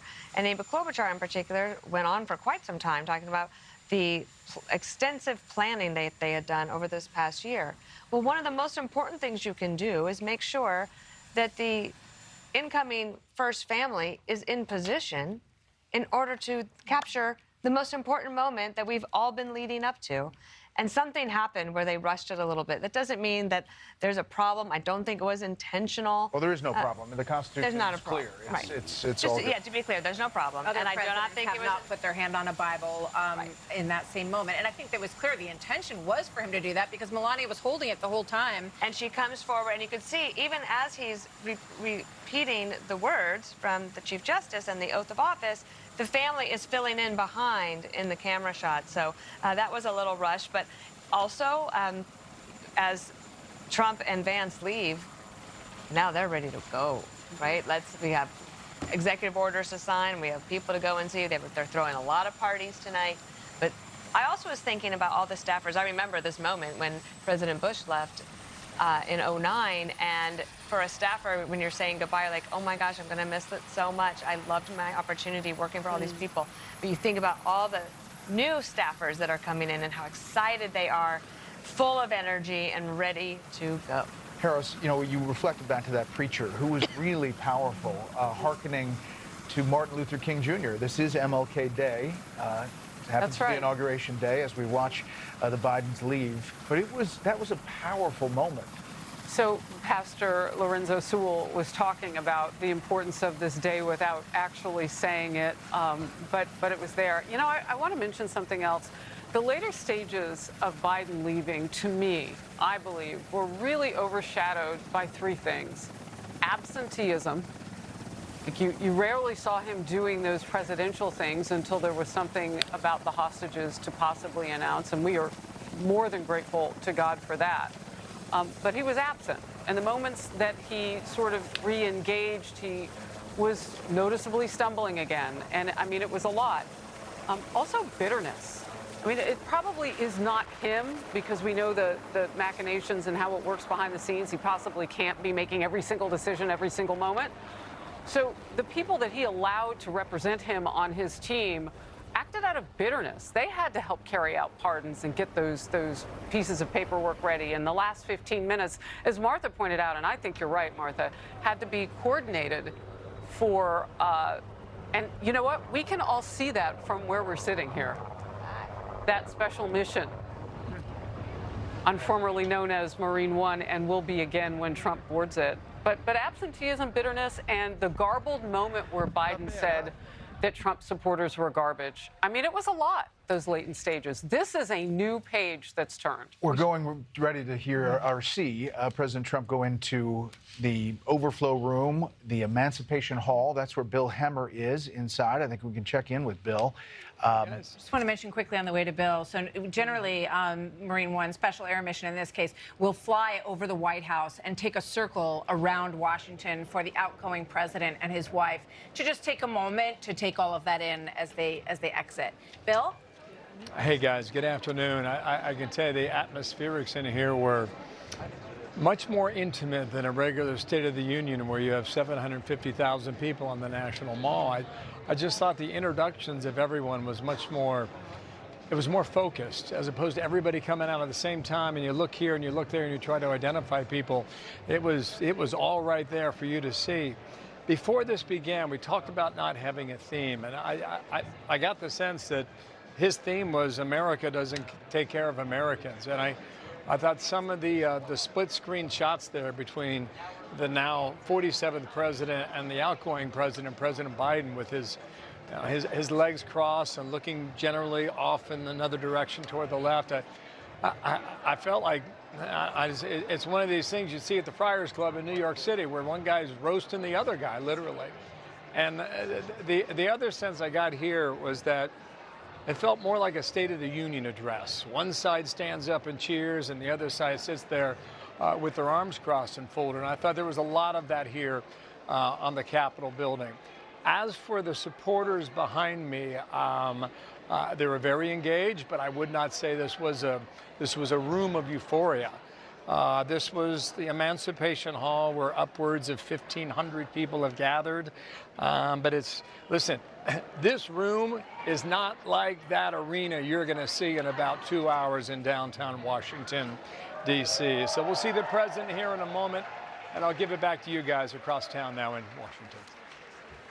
Great stuff. We will take you there as he pops in there, and the crowd is very excited to see him in addition to seeing all the ceremony. Harold Ford, just as formerly Marine One circles Washington, your thoughts on the Biden administration last view here? Look, this is one of the great things, one of the traditions of this transfer of power for the president to be able and his wife to be able to be sent off by the new president. It sends a message to the country and to the world. And the president gets to take that loop. I think it's just to emphasize a point. 2 points have been made. People now that President Trump is in office, they want an economy that's going to lift us all up. The president deserves a chance to deliver on that agenda, and I hope Republicans and Democrats alike work with him to try to do that. 2, this president understands power unlike, I believe, any president we've seen since LBJ. Most Democrats and Republicans think of power, or they think of politics as the power. Politics is the vehicle to get to the power. Whatever you want to say about President Trump, he grasps that and understands that. And the question is, can he deliver on that? And finally, I thought the Carrie Underwood moment was one of the moments we'll remember from this, because she didn't let that moment distract her from the bigger moment, which was the country coming together and us launching and sending our new president into the White House the right way. So congratulations to her. Britt Hume, as we wait for President Trump to arrive here, just reflect, if you could, about the political resurrection we have witnessed over the past couple of years. Yeah, it's been the most extraordinary political comeback, and perhaps the most extraordinary political story that I've ever covered. And I think it gives momentum to this presidency that the width of his margins might not otherwise create. He did this. Nobody thought he could. Certainly his opponents didn't think he could. And that, I think, accounts for the fact that his success in being elected has muted some of the bitterness and perhaps taken, I hope for this anyway, taken some of the poison out of our politics, because it has been poisoned for some time. The atmosphere has been very bitter. We come together on days like this, and thank God we do. It is one of the things that makes our country unique. But it may carry over, because even his opponents look at him and say, well, he did it. And one senses that, and they can't quibble about the authenticity or the legitimacy of it this time. And I think that helps to create the atmosphere in which we find ourselves today. Thank you, Britt. Let's listen to Mike Johnson, the Speaker of the House, for a moment on Capitol Hill. Let's watch.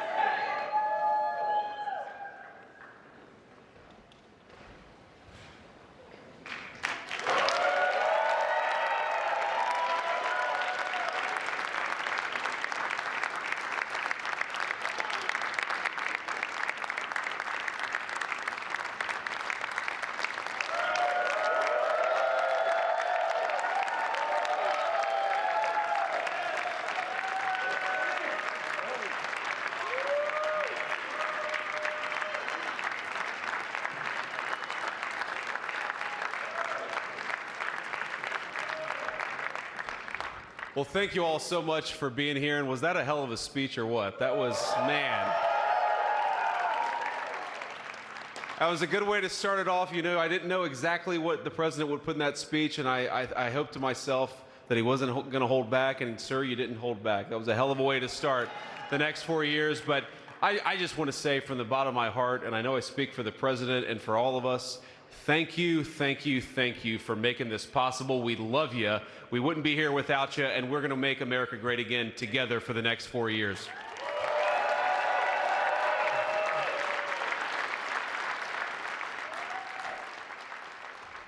And the last thing I'll say is, you know, having stood outside for about 5 minutes to wave goodbye to the Bidens, thank God we moved that thing indoors, because it was a beautiful ceremony and it was cold as hell outside. So, sir, the 45th and 47th President of the United States, Donald J. Trump.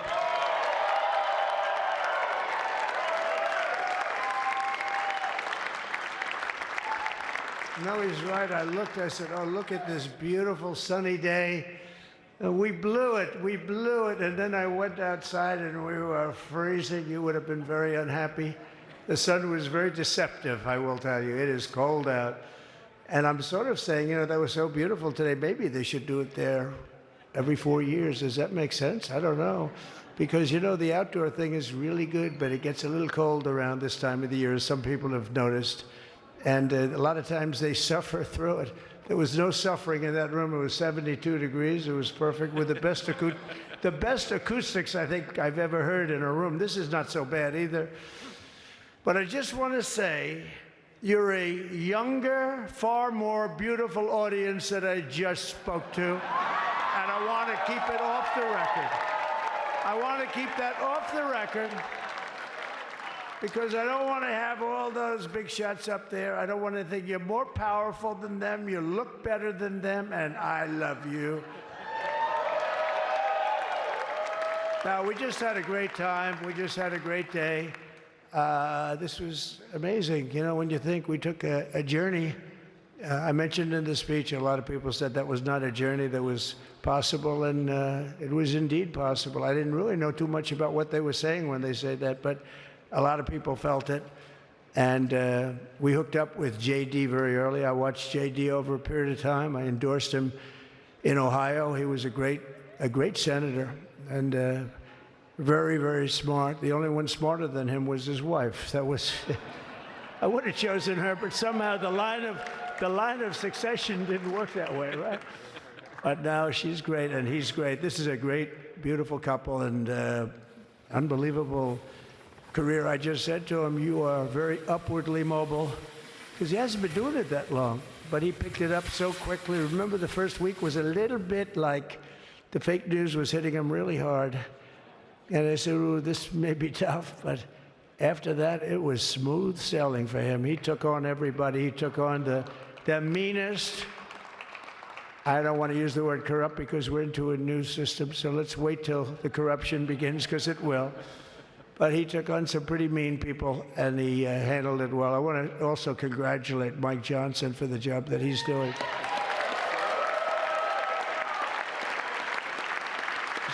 Steve, we gave him a majority of almost nothing. And then I said, to make it tougher on him, let me take 2 or 3 of the people, right? I said, he'll only have to suffer with that for about 3 months. How are they doing, by the way? Are they, is that moving along? Totally unified. I said, do you mind if I take this one, that one, and a couple of others? He didn't mind. He can handle it. No, he's a man that's liked by everybody. I've never met a man like this. You've got how many is it, 219 or 220 or something? 220. And of the 220, 219 really like him. I noticed he got 1 negative vote once about 2 weeks ago. But I think even 220 like him, if you want to know the truth. And that's very unusual. I know a lot of nice guys in Congress, and they have 35 people that hate him. So if you have 35 people that hate you and you only have 1 or 2 or 3 votes, you'll have 5, I think. But that's going to be like, you know, the good news is when we get to that 5 number, it's going to feel like a massive majority. You could be really nasty to a couple of them at least, you know? So it's going to feel like hitting your head on the wall and stopping. It feels so good to stop. But he's done a fantastic job. And Steve Scalise is, he's our hero because, you know, I was with him. You talk about being shot. I was with him. He got some bad ones, and his incredible wife, and she really loves him. You know, you never know about that. I've been with other people that were doing poorly, and the wife is like looking at her watch. She can't get out of the hospital fast enough. How's he doing? Oh, I don't know. He's all right. That woman was a mess. She was crying and crying. No, they're going to take him. They're going to take him. I told Steve when he finally woke up, it was a while too. The doctor told me it was the most blood they've ever transfused in any patient. They've never done anything like it. And here he is, the picture of strength, right? And he's been a great friend of mine, right? With a family, because of a family. And what a job you did. It worked out pretty much better than we even thought, right? And I did have a couple of things, you know, to say that were extremely controversial. And between J.D. and Melania and anybody else that heard, please, sir, it's such a beautiful, unifying speech. Please, sir, don't say these things. I said, I'm telling you, it's going to play great. They say, you're right. For this group of people, it's going to play great. You're the only ones I hurt by not, but we had some beauties, didn't we, Melania? She said, sir, calls me sir when she's angry. No, I'm only kidding. I better say I'm only kidding, or the press is going to pick that one up loud and clear.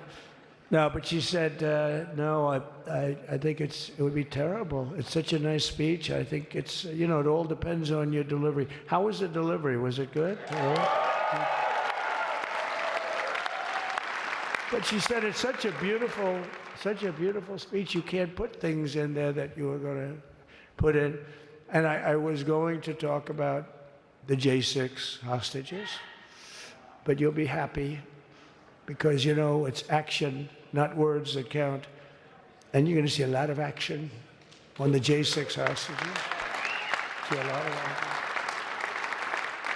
And I was going to talk about the things that Joe did today with the pardons of people that were very, very guilty of very bad crimes, like the Unselect Committee of Political Thugs, where they literally, I mean, what they did is they destroyed and deleted all of the information, all of the hearings, practically not a thing left.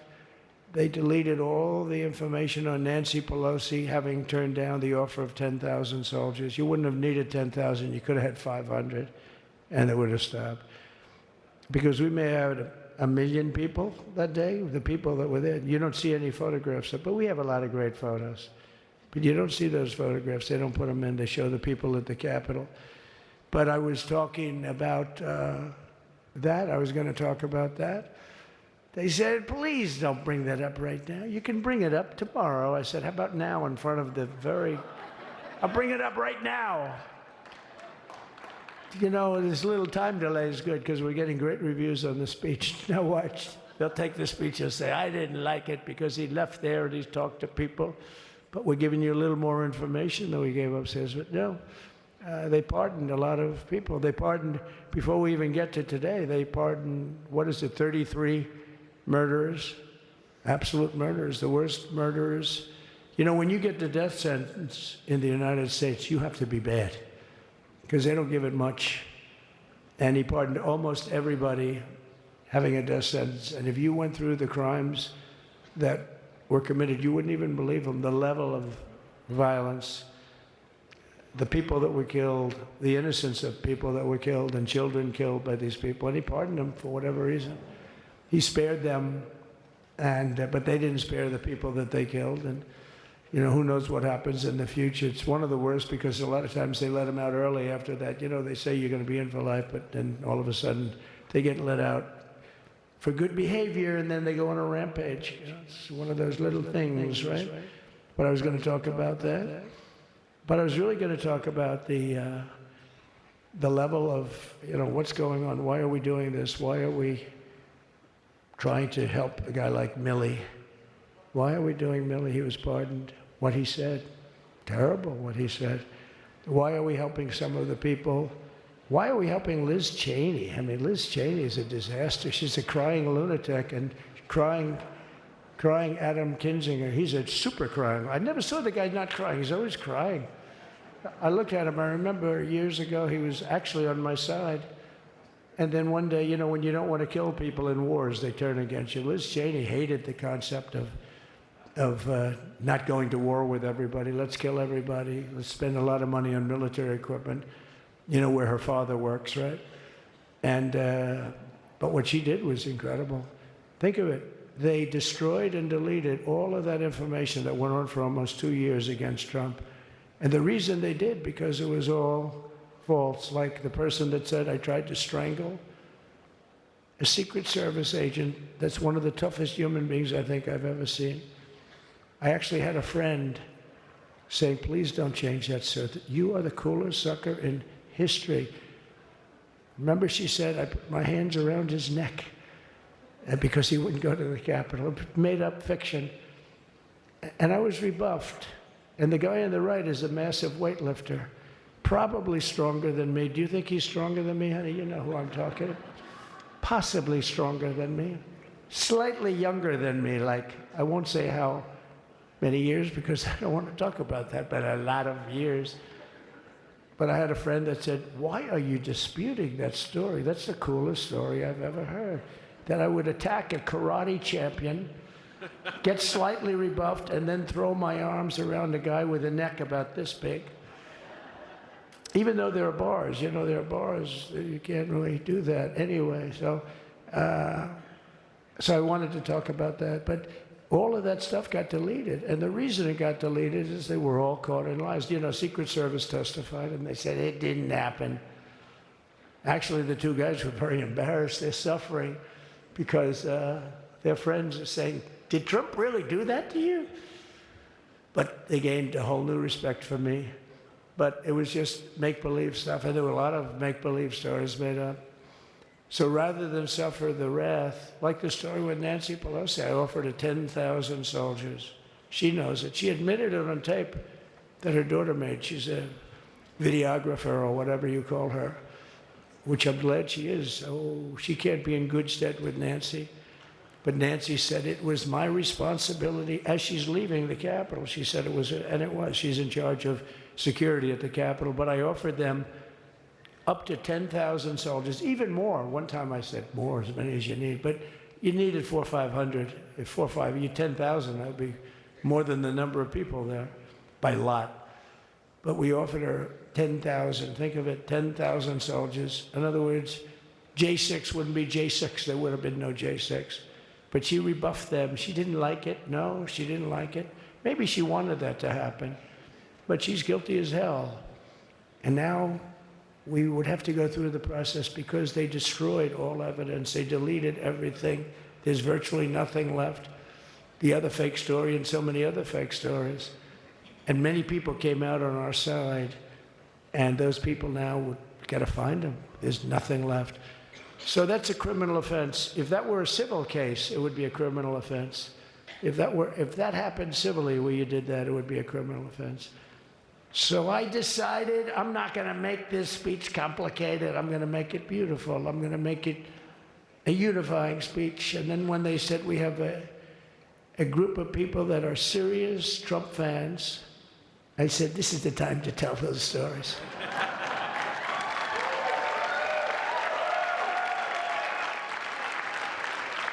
He knows. So anyway, but seriously, I'd like to, I think it was a tremendous success. I think we're very lucky we put it inside because it is really cold. We just went to the helicopter out of respect to something that's taken place for a long time. I guess it's as old as helicopters. You used to get into a stagecoach, now you get into a helicopter. Times change. But it's pretty old custom. And it's a beautiful custom, actually. It's a beautiful custom. I wish we could have had a better relationship. I wish we could have had a better relationship between Republicans and Democrats. I was with Senator Schumer. I said, Chuck, I think it's time we all start getting along a little bit because it doesn't make sense. I mean, we literally never get a Democrat vote. They never get a Republican vote, almost. And although there is a bill coming up very shortly that we have a lot of Democrat votes, right? That's going to be a very beautiful bill. We're going to have a deciding, I would say, within a week or so, I think. And it's going to be a very good bill. You all know what I'm talking about. So I just want to thank you all for being here. You have been our fans from day one. All these people all over. You've been our fans. This has been there's never been anything like it. There's never been anything like it. This has been a movement like no movement ever in history for probably any country, let alone this country. You know, if somebody's running for president, and if they go out and they announce they're going to Arizona, they're going to Nevada, they're going to someplace, if you have 200 or 300 people, that would be standard. Ronald Reagan would go out. I mean, outside of the last couple of days where people get a little excited, but even then you have a couple of thousand people. But if you're going to go someplace, any place, any one of the swing states, any one of the other states, I mean, how about the non-swing states? We won Alabama by 48 points. We won Tennessee by massive numbers. Wyoming, we won by numbers that are, nobody's ever seen numbers like that. And, you know, places like California, we did great, but when they send out like 38 million ballots, nobody knows where the hell they're sending them, and then they come pouring back, the whole thing. You know, they passed a law in California that if you work in an election bureau, and if you so much as ask for a voter ID, if you say, sir, ma'am, could I please look at your voter ID? They have the right to put you in jail. You're a criminal. Can you believe that? There's only one reason that happens. They want to cheat. So they had it where voter ID wasn't accepted. But now if you even ask for it, this is seriously a bill that was just signed, passed in their legislature, and it was signed. And I think when we get things cleaned up and we get back to a little bit of normalcy, I'm going to ask the Speaker to really get involved, because I think we would have won the state of California, because, you know, if you look at my numbers with Hispanic, we're at 56%. And we were winning. We won the Texas border that had never been won. As the governor said, he's doing a good job, the governor, by the way, of Texas. But as the governor said, it hasn't. Oh, did I get lucky? Did I get lucky? Supposing I said, you know, he's not here, but the governor of Texas has done a terrible job. Wow, look at you. You mean we couldn't get you up in the front row? I tell you. Supposing I said, JD, the governor of Texas, he's not doing his job. You heard what I said? See, I didn't know you were there. I said he's doing a great job. He's doing a phenomenal job. But now you're going to have a partner that's going to work with you, because you didn't have, not only didn't he have a partner, he had people selling the wall, right? We have a fence structure that we worked on, the governor worked on with me. And I didn't love it, to be honest with you. I wanted a nice precast concrete, you know, 40, 50 feet high, like a beautiful, could have been a T-shape, Y-shape. I love construction. I wanted that sucker to go up maybe 50, 60 feet. It would have looked beautiful, a nice Y shape. And they said, the problem is, sir, they climbed that like a rabbit. I said, what do you mean? No way. And they brought some of these guys out. They climbed it like... And the other thing is you hit it with acid and the thing will disintegrate. You know, they have things for concrete. So they needed very hardened steel, very special steel. And then they needed 7,000-pound concrete inside that steel, you know, inside that steel. And then they have a rebar that's the toughest steel made. Very hard to cut. So this is why very little is cut. I mean, it's right. And then they put a anti-climb panel on top. I hated it. I said, it's so unattractive. And I said, why would that work? I don't believe it works. And I went to watch. The Border Patrol gave a display. We had actually two sets of climbers. The guys that climb up walls with drugs on their back, I mean, they got like 60, 70 pounds of drug, and they go as fast as you can walk. They go bip, bip, bip. Or we have Mount Everest-type climbers. And honestly, the drug guys were much better. I couldn't believe it. The drug guys blew them away, right? But it's true, the anti-climb panel, they couldn't get around it. They just couldn't. When you didn't have it. So sometimes you sacrifice beauty for efficiency. And we did. So we built this wall, and we built over 500 miles of wall. That's why we had such good numbers. The famous chart that came down very thankfully. The chart that came down on my right, Governor, had I not looked over there, I'm not speaking right now. You might be speaking here. You want to know the truth? You, JD, and we've got a lot of great people in this party, but I got very lucky, but we had the best numbers we've ever had. But I bought, you know what happens is when you fill it up, it's like water. You fill it up. Now we have 571 miles of wall. And they would always say, you know, when we renovated a wall, so there'd be like a piece of plywood sitting there for 60 years, or a 2x4 sitting for 60 years on the ground and rotting. Because, you know, and they say, you didn't build a new wall. Here we're building 50 feet up in the air, 30 feet sections, 50-foot sections, all steel, all concrete, all everything. And all, by the way, they don't even want me to say this, but what the hell, doesn't take that long time. They're all wired for all of the equipment. We put wires in everything so they can easily wire for all the different types of equipment. And if there's a doubt, we have to wire. Whenever we just look, you just find the wires all over the place up top, so we can just hook it up. We don't have to have wires on the outside, which wouldn't do too well, right? So anyway, so we built an extra 200 miles of wall, and the governor wanted to buy it. He tried to buy it, and they wouldn't sell it to him. He wanted to put it up himself. Could have been done in 3 to 4 weeks, 200 more miles, because when you do it, now they just keep going further out, further out, further out, getting around. So we did an extra 200 miles, and it was all bought. And they announced that they're not going to put it up. And that's when I realized they wanted open borders, and that's when I realized that people are going to come pouring through the wall like nobody's ever seen before. But you've seen it. A lot of you are here because of that. I made it my #1 issue. They all said inflation was the #1 issue. I said I disagree. I think people coming into our country from prisons and from mental institutions is a bigger issue for the people that I know. And I made it my #1. I talked about inflation too, but you know, how many times can you say that an apple has doubled in cost? I'd say it, and I'd hit it hard, but then I go back to the fact that we don't want criminals coming into our country. We don't want the jails of every country in the world virtually being deposited into the United States, and that man had to suffer with it.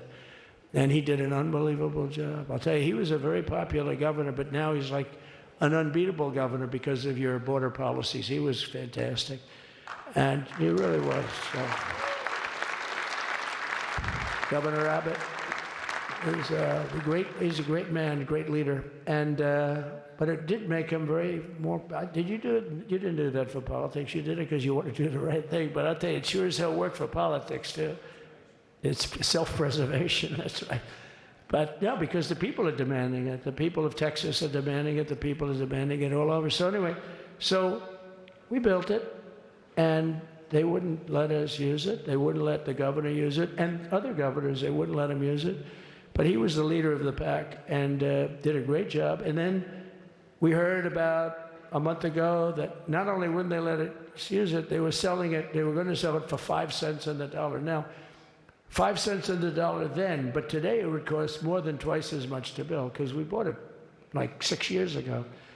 And it was just sitting on the ground, and that does not do well for the whole thing. But it was just sitting on the ground, and I heard about it, and I called the governor, and I called a lot of people, your attorney general. And here's the story. They were going to buy it, and these are great business people. They were going to buy it for 5 cents on the dollar or less. And they were calling us up, we'll sell it to you for 200 cents on the dollar. In other words, it will cost you twice as much, so it's 200 cents on the dollar. I said, can somebody explain that to a judge? I mean, how corrupt is that? You'd think they'd say, maybe we'll sell it to you for 20 cents, 30 cents, but not 200 cents. So they were going to buy something for 5 cents, and they were going to sell it to us for a fortune. They were going to make it they'd have it down in Fortune magazine, they'd put it of the deal of the year, okay? You buy something like that. But it was so corrupt and so horrible. And when we told that to the administration, they didn't care. They just kept going forward. They couldn't care less. And they kept going forward. They knew that they were trying to sell it back to us. They would have sold it back to us. You would have ended up buying it. You would have paid probably 50, 60 cents, who knows. But they were going to use it for scrap metal, but then they made a much better deal. They could just buy it and sell it to us for 15, 20 times what they paid. 20 times, think of it, like 20 times what they paid. And we wouldn't let it happen. And the governor with his attorney general, Ken Paxton, they made a fantastic, they're a good lawyer. He's pushed around pretty good by people, right? I said, you got a great attorney general. They should leave him alone. He was with me. But Ken and the governor went to court, and a judge actually became incensed and actually called for an investigation. How could a thing like this happen? So he stopped it. So we're waiting to put that wall up. And now that you have a new president, that wall will go up so fast. The governor will complain, sir. This is Greg Abbott, sir. Please, the wall is going up too fast. Please don't do that. You know the story about winning? No, we're going to win too much. We're winning too much. Please, stop. People always love that one. We'll do this with the wall. Governor Abbott calls, sir, the wall is going up too fast. We can't take it. We just can't take it. No, I think you'll be very happy if the wall goes up too fast, right? But we'll get that done, and we'll work with you on that. But it was a great decision by a great Texas judge, right? And it was beautiful, beautiful to watch. We stopped them right in their track. I mean, they were literally loading the stuff onto trucks. It was terrible. Honestly, it was terrible. And he wouldn't take it. So I'm so glad I mentioned that they have a really good governor in Texas. And I swear, I didn't know he was here. I swear to you, it sounds like a setup. I didn't know you would end. Did I get lucky? I said the right thing. Because there have been moments when I wasn't so happy with him, you know? But not too many, I can tell you that. So anyway, it's good to see you too, Governor. Great. But I just want to thank everybody. You've been incredible. I recognize so many of you. It's so crazy. But this has been a long journey. This was a journey that started in 2015, probably started 20 years before that. People used to say, you're going to run for president? You're going to run? And I always said, no, I don't want. And then one day I said, let's give it a shot. And what I talked about then was the border, too. I think it probably was the #1 issue for me. Back in 2015, 2016, I talked about the border. And now I talked about the border, but this border is much worse. We fixed the border. It was totally fixed. There was nothing to talk about. 2020, by the way, that election was totally rigged, but that's okay. It was a rigged election. You know the only thing good about it? It showed how bad they are, showed how incompetent, and frankly, historically, this is a much bigger event if that would have gone like it should have. The bad thing about it is some bad things happened, like a lot of people in our country that wouldn't be in our country right now. So, you know, that's the bad part. But I will say that it started in 2015, and right from the beginning, we went to the top. Day one, they announced Trump, and Trump went to #1 and stayed there for the whole primary. And then we took on Hillary. She didn't look too happy today. We took on Hillary. A very nice person, but we took on Hillary and we defeated Hillary, and then we did much better the second time in 2020. You know, we got millions more votes. We got millions, like 10, 12 million more votes than we did the first time. No president has ever gotten that many more votes. I got like 9 million more than anybody else had ever gotten, and they said we lost. And because of that, I said to Melania, what do you think? And she said, you want to do this again? And had we lost, and had I thought we lost, I wouldn't do it again, because that's like the ultimate poll, right? But I knew how well we did, and this time we made it too big to rig. It was so big. They tried. They tried like hell. But they tried to do it, and around 9:02, they gave up. Last time they did bad things. At this time, they just said, yes. You know, I don't know if you saw, Mr. Speaker, in Washington, they had placards. They were all set to march. They thought it'd be closer. A gentleman asked me, a very respected gentleman asked me yesterday, how come the polls were so wrong? They showed you winning, but not in a landslide. I said, because people that are true Trumpers are so angry at the whole polling system and at the writers, the fake news, that they don't want to talk to anybody. So when you call somebody from Trump, who are you voting for? They say, it's none of your business. I'm not telling you. And that was probably 40% of the people they called. So they would discard that one, and they didn't show that. And then when the election happened, you know, the vote came, and it was much different, much higher than we're going to win, but they really thought, they couldn't believe, the one man said, I mean, it was so much higher. We won all 7 swing states. We won the popular vote by millions of votes, which is hard for a Republican. I'll tell you who came through. The unions came through. The auto workers were great. The Teamsters were great. The firemen were great. I think almost every union was great. The only one that weren't great, although Sean was great, and the Teamsters, Sean O'Brien, the head of the Teamsters, was fantastic. But generally speaking, the head of the union was against Trump, but the union would be with us for like 80, 85%. Look what we did with the auto workers in Michigan. Look what we did with the Teamsters. The Teamsters were unbelievable. They were a solid Democrat vote, and they voted for Trump. So we had a great experience. This has been, now we have to go to work and get it done, because we have to do something that's going to be great. We're going to turn our country around, and we're going to turn it around fast. And I think this was a better speech than the one I made upstairs, okay? I think this was better, JD. I think this was much better, and I got to see my friend. So, Governor, take care of yourself. You call me, we'll start working. You know what that means with him. He's going to be calling me tomorrow morning at about 6. And I said, how about next week? You call me and we're going to get it started real fast. We'll really help you a lot. You've done a fantastic job protecting something which is, it's not supposed to be for the states. And amazing job you've done. Thank you very much. And I want to thank everybody. And I have a First Lady who's been incredible. She's been incredible.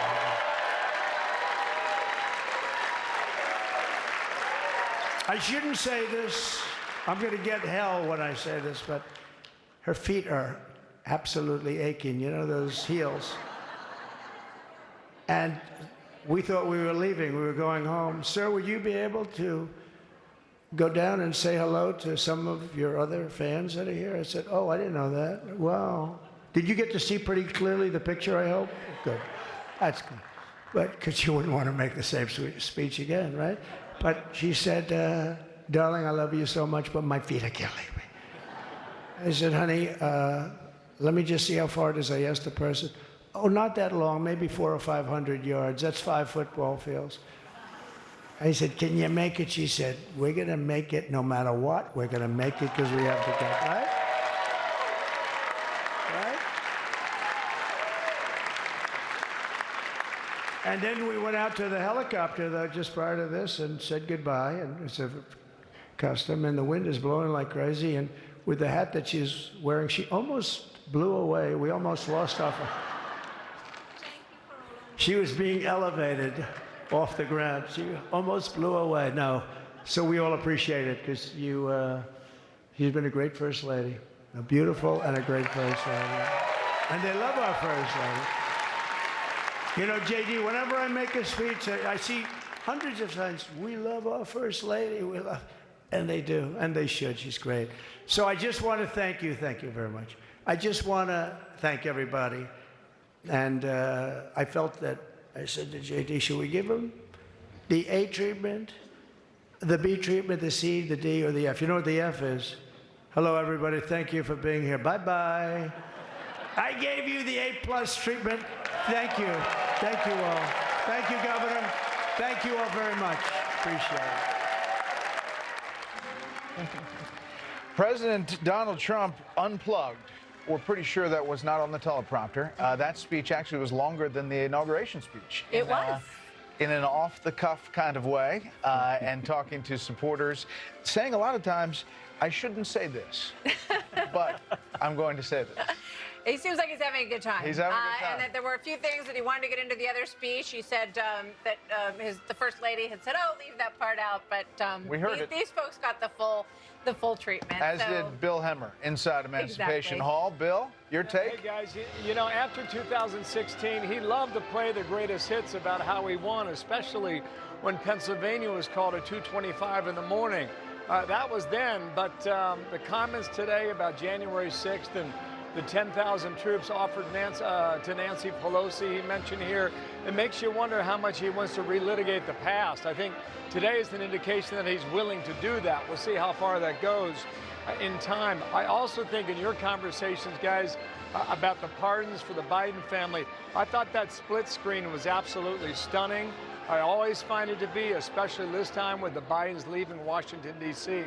I counted it at 33 minutes, Brett and Martha, which would be just a tad longer than the State of the Union address. But while that was happening, a couple of things are going on out there. You've got lawsuits filed against the Doge organization run by Elon Musk. They're suing already for a lack of transparency. Customs and Border Patrol, that app was shut down right at noon Eastern time. That allowed Venezuelan, Cubans, Haitians to apply through the app and come to the United States. So that's over and done with. The first line was probably the funniest line. You're younger and more beautiful than the group I just spoke to. Pretty good. And for a day that culminated with the State of the Union address, we got Mount McKinley, Gulf of America, Panama Canal, and Mars all in one speech. Back to you guys across town. All right, Bill. He said the Panama Canal, we're taking it back. That's right, we're taking it back. He was cut and dry. Yep. So that will be digested, I think. Maybe the new press secretary will have some more things to study based on that speech, but we'll see. Also today, he is going to sign a number of executive orders inside the Capitol. He still has the lunch with lawmakers, and he'll give a toast there. And he is going to start this 200-plus actions, executive actions and orders in the next few hours. Indeed. Let's bring in Dana again, and Harold is still with us. You know, Dana, one of the things that we haven't talked about that I think is worth bringing up is the J.D. Vance story. Writer of Hillbilly Elegy, you know, very, very troubled childhood. At one point, he tried to leap out of the car to save his own life. His mother was there today, and he, you know, put himself through Ivy League schools, and now is Vice President of the United States. And he's the third or second youngest, I think, serving the oldest president. And he is a millennial, so they just skipped right over Generation X, and Harold and I are kind of offended by that. We got to step up our generation game. The other thing about him is that he is a rock star who is happy to be number two. And I think that's a very interesting situation because he will be a very good executor of getting through a lot of the things that President Trump wants done. He'll be able to rally the troops. I think he'll be a lot more active. For example, if President Trump says, I've named J.D. Vance to handle this particular issue, he will handle that issue, and he'll do it very well. He's not going to say, oh, well, actually, I was just going to do the root causes of that issue, and actually, no, actually, I'm not going to do it, and then never be seen again. So he has the ability to do that, and I'm not exactly sure how his and Kamala Harris's Senate records comport, because neither were there all that long. But he has a lot of friends on the Senate side he's going to be able to help deal with that. But President Trump's going to need him maybe even more on the House side, and Trey and Harold could speak to that a little bit more.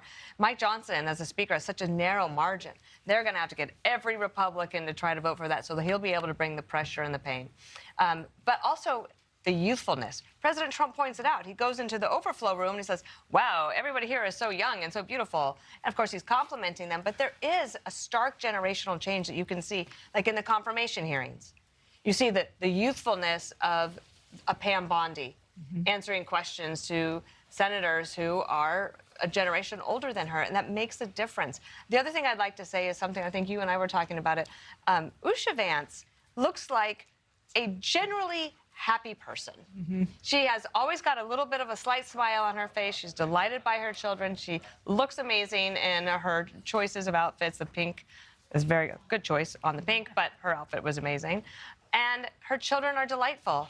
And one of the children had 3 Band-Aids on and all the different like cartoon characters. I'm like, it's not because she hurt herself probably. It was probably like, will this make you happy? Are you going to get through this ceremony today with these Band-Aids? So I think that J.D. Vance is a fascinating character who is just at the beginning of the first part of his life. He's already written an autobiography. Now he's the vice president. Where he goes from here, we'll see. Harold, we're being told that Senator Rubio could see confirmation today, as well as John Ratcliffe, so the Secretary of State and CIA director. And we're also told the Laken Riley Act, especially expected to pass the Senate this afternoon. Back to the speech after the speech. You know, there'll be some people out there that say he's stepping on his message today. He's doing what he did before, and this is going to take all the attention. You know, last night, Alex Castellanos said this is a non-linear message guy who speaks all the time, and there's nonstop information. This is who he is, and that's how he's going to be. And always has been. I do think there may be those in the White House that may wish he hadn't given this second speech here, and I think he's going to give a third one not long from now as he gives a toast. The president said so many things during an inaugural address. One of the things he said was, "Our power will stop all wars," as you talk about Ratcliffe and Rubio. I'm reminded of President Kennedy, who was inaugurated in January of 1961, on January 20. By April 17th, the Bay of Pigs invasion had happened. I think Carl quoted him saying, "We ask not what our country can do for us, but what we can do for our country." And a lot of his presidency was shifted. I'm not wishing anything like this on President Trump, but even during his own first administration, he had COVID. Presidents can have these grand and big agendas, and the first 100 days give you and present you different challenges. You think about FDR, who coined the first 100 days phrase. He had to do everything he possibly could to counter the Great Depression. This president talked about depression-like circumstances in our country, but the irony is there are some people in this country are doing really well. He had a few of them on stage with him today. And there are others who are trying to find their way to higher ground. That, to me, is going to be the rub of this administration. It's cutting taxes, it's cutting regulations, it's raising tariffs. Is that the answer? The one good thing about this guy, if you don't like President Trump, he can change on a dime. If he thinks that something is working, he'll double down on it. And if he thinks something is not working, this president has the ability to change. And that is the hope as we sit here on Inauguration Day as a Democrat that I have, and I wish this administration, Mr. Ratcliffe, Mr. Rubio, and all the others, as they face confirmation. I just want to say one quick thing about the technology chiefs that we saw surrounding him, Elon Musk, Bezos, Mark Zuckerberg.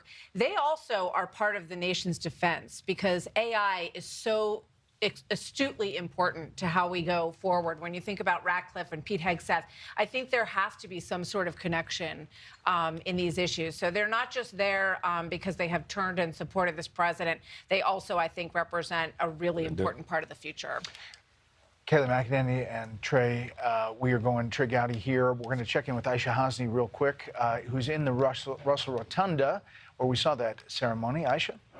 Well, I'm just across the street, but I can tell you what's happening right now is that the president is on his way to a very special room, a very ornate, gorgeous room inside the Capitol that is specifically designed for what he's about to do, which is sign a bunch of executive orders. In fact, Ronald Reagan, during his first inauguration day, signed executive orders in this room, as did President Johnson, signed the Voting Rights Act with Martin Luther King Jr. in that room. So it's very historic. Of course, MLK Day is today as well. So that's what we're anticipating. We don't know which executive orders the president is going to sign or how many. They will announce each one right before, and then he will put his signature on the piece of paper. And then 2 words for you for what we've just seen so far in the last couple of moments here. Number one, historic. There has been no other president that has made inaugural remarks inside the Capitol Visitor Center because it didn't exist a very long time ago. So this was the first time we saw, if you want to call it an inaugural speech or an inaugural chat, this was the first time a president did this. And I'm sure everyone in Congress is really glad they built the Capitol Visitor Center because it came in handy today on a very cold day. The second word to think about, electric. This is the word that was used when I was texting lawmakers inside the Capitol Rotunda during the swearing-in ceremony. I asked them, how does it feel in there? Because when you're watching on TV, you kind of feel that moment, but what does it feel like in there? And they said it was electric, not just because of the moment, but the people that President Trump has curated in just the last year over this campaign. Like you mentioned, Jeff Bezos of the world, Joe Rogan was in there, who helped him reach an entirely new audience, and also Miriam Adelson, who helped him reach the Jewish American vote. So all of these people that sort of helped him come to this moment, he, in a way, thanked them for being there, and some new friends as well, like the Mark Zuckerbergs that he hopes to work with in the future. So all very new things for us to watch here, and a really exciting time right now. Aisha Hasni, live on the Hill. Aisha, thanks. Britt Hume still with us. And Kaylee McEnany here, you listened to that second speech, and I could see your mind saying, if I was press secretary, how would I answer these questions? I'd be taking diligent notes and footnotes to go underneath those notes. Look, one of the great things about President Trump that I learned when I was press secretary is accessibility. I recall when Jen Psaki was once asked, hey, did you speak with the president today? And she kind of circumvented the question. And anyone who knows communications picked up on, oh, I don't think she spoke with the president before this briefing. Caroline Leavitt will not have that problem. The president, in many ways, is his own spokesperson. He speaks for himself. He's accessible. What came to mind was the song from Frank Sinatra, My Way, that he danced to at his inaugural address. This is vintage Trump. He is who he is. The American people elected him president. And I think a lot of Americans were paying most attention to the first speech where it was made clear this is a president with unfinished business. He has a to-do list. What president comes up and lays out 12 executive orders in an inaugural address? This president.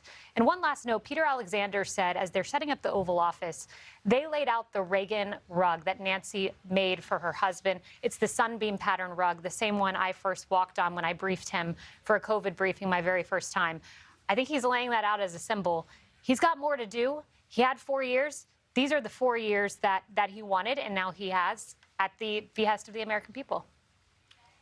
Trey Gowdy, you know, I thought it was interesting. We haven't talked about this moment in the speech when he said that many people thought that this was impossible, that I would be able to make this astounding comeback. And he said, as you can see today, here I am.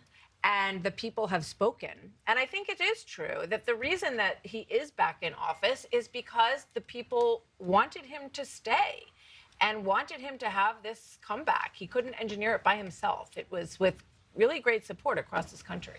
Yeah, I mean, who's the last president to win the Electoral College and the popular vote? It's been quite a while. Republicans have given up on the popular vote. I was struck with the contrast. When he came in 2017, he was under a cloud. His entire first 4 years was under a cloud. And there's Jeffrey Bezos, the owner of the Washington Post, sitting there standing up cheering the second time around. It was the Post that put him under the cloud the first time. So he's won over, I mean, whether Mark Zuckerberg found jail Jesus or whether it's real, I don't know. But the people that were the resistance, where is the resistance now? I mean, he won in a way that no one can challenge this time around. We're looking at Pete Hegseth talking to Senator Wicker, who's the chairman of the Senate Armed Services Committee. Obviously, Pete is waiting for that confirmation vote out of that committee. Britt Hume, I know you listened in to the second speech. It was classic President Trump in his delivery and talking to those folks. Your thoughts on where we are today? Well, it took me back to 2016, Brett, when he was out on the campaign trail and he would deliver these rambling monologues, much along the lines of what we just heard. And I had all kinds of misgivings about whether he ought to be the president of the United States or even a major candidate. And I would see these rallies and I would think, gee, are we going to carry the whole thing? And then I'd sit there transfixed by the whole thing and laughing and wondering, boy, I didn't expect him to say that, or boy, I never heard anybody say anything like that. And I'll tell you, I think that very kind of presentation that we just heard him made is a big part of why the people who love him, because he's entertaining and he's rambling and he's discursive and he says things that are exaggerated, and the media get all upset about that. But the people who support him, I think, get it. And, of course, he also let us know in his inimitable way that it's really cold out. So, and I got a kick out of that as well. So I'm sure his supporters really enjoyed it. I can't do him as well as you do, Brett, but that was my best effort. I tell you what, that was pretty good. It was pretty good, right? We're watching, I just saw Ivanka Trump, there's Don Jr., talking to Carrie Underwood, no doubt about how the accompaniment did not happen in the rotunda. And I was sitting here saying, a cappella? A cappella? And let's bring in Jason Miller and Sandra Smith, who are with us as well.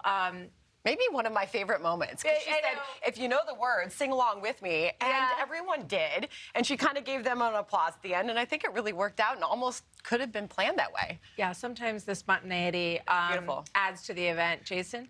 I was just glad they didn't ask me to sing because it wasn't anywhere near as good. But Aisha was exactly right. The energy that was in that room was amazing. And what we saw was the return of Trump time. President Trump has said over and over, I'm going to do this on day one. We're going to step in. We're going to secure the border. We're going to drill, baby, drill.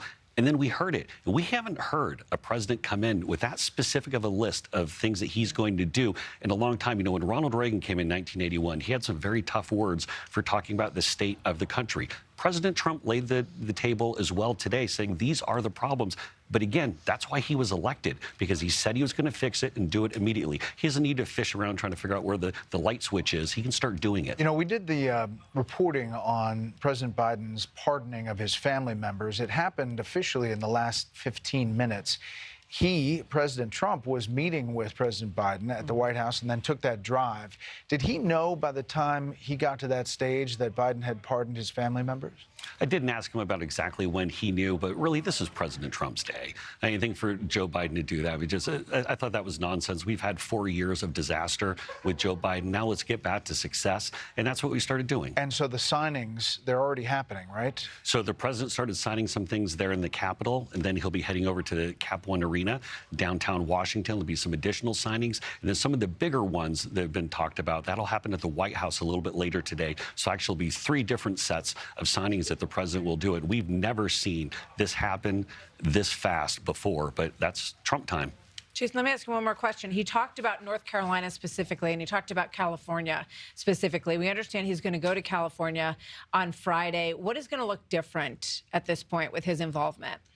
Well, first, when he steps in, I can't speak on behalf of the president on this one because obviously they have the government now is an official government, but the president's going to be responsive to it right away. I think it's absolutely shameful. Joe Biden's handling, as we saw with North Carolina, that the president referenced. Same thing with California. This White House has been asleep at the switch the entire time. We're going to go now to Capitol Hill. This is one of these signing ceremonies, the first, where he will be signing some documents there. And I assume these are the first of the executive orders. Yes. Let's listen in. We went to the helicopter. It was freezing. The sun is a little deceptive. Yes, it is. So what would you like us to do? Sign your orders. Official documents. Okay, I assume they're going to be happy with these documents? Yeah, they're We might not be here. It's the next step. It's a tradition. Sir, the first is 22 cabinet and cabinet level appointments for your signature. Okay.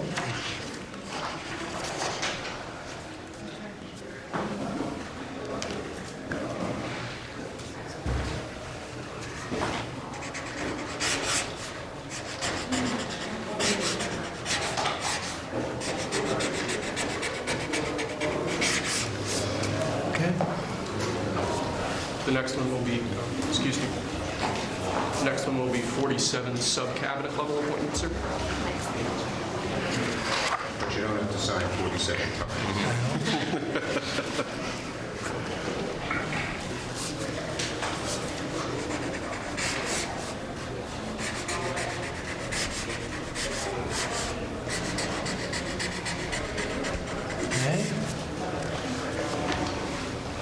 Thank you, sir. Now have 31 acting designations and appointments to effectively take control of the government. Let's do that. That's important. That's important, isn't it?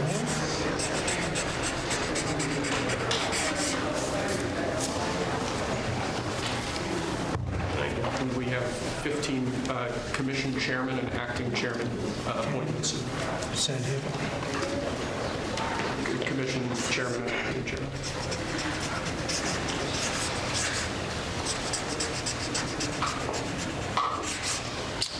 He was #1 at Harvard also. You know that? Good counsel. They have something in common.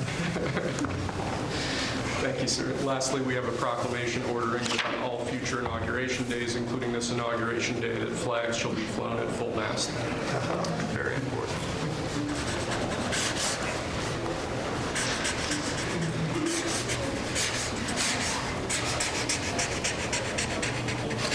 It was a beautiful place to have an inauguration tonight. The sound was so good. The temperature was 72 degrees, but the sound was so good. So maybe something to think about. Okay. The good acoustics. Yes. All right. Now That's thank it. you. We go to lunch. Great. Very Nice good. to meet you. Thank you very much. There you go. Take that. All right. See you. Thank you, Mr. Thanks, sir. Mr. President, did you have a good meeting with former President Biden? Very nice. Very nice. It's a beautiful custom. Mr. President, It goes back as long as helicopters. Before that, it was a stagecoach. But it was, I thought it was beautiful. Thank you. Great job. Great job. Thank you. Check. Mr. President, do you have any reaction to the pardons President Biden did at the last minute? Well, I'm not going to discuss it now. I think it was unfortunate that he did that. We won't discuss it now. There's plenty of time to discuss it. Thank you very much, guys. Should we go to lunch? Thank you very much. Okay. Head to lunch. Ready for lunch? Okay.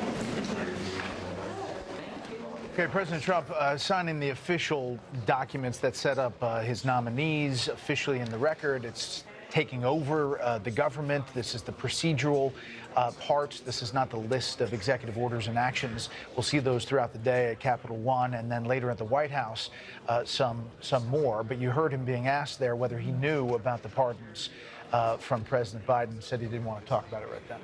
Yeah, he kind of said he didn't think it was appropriate or a word similar to that, but that he didn't want to discuss it, that he wanted to focus on the importance of this day. They're about to head into the luncheon. We saw some people arriving there just a short time ago. A lot has been said about this president's stamina. He is the oldest president that we've had, and yet he seems to be outrunning everyone. He has been at events for the last several days into the late hours of the evening, and he's on another big stretch of speaking. He's going to give another toast moments from now when he heads into that luncheon. So stamina is not a problem for the 47th president. Obviously, he'll have all those signings. He'll have the Capitol One, which the arena here in D.C. that has been the central focus of essentially ground zero for this inauguration. You had the event yesterday, a rally, and then the parade will be inside in front of a crowd there in Capitol One Arena later on today, and then he goes to 3 balls.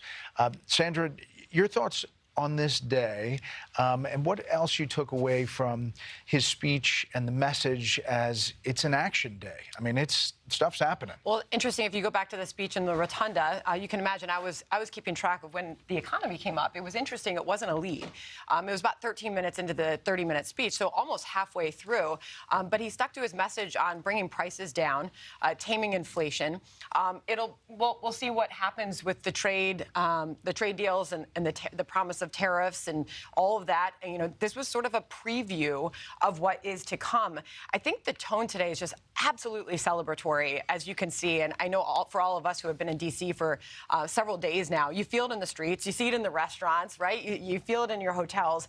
But in that first speech, Brett, he called it Liberation Day. He vowed America's decline is over. He promised a revolution of common sense. That is something I have heard all over this city for days now. People want to bring common sense back. He said that this is the golden age of America. It begins right now. So now the challenges come, right? How do you tackle some of these huge promises that the American people have bought into, signed up for?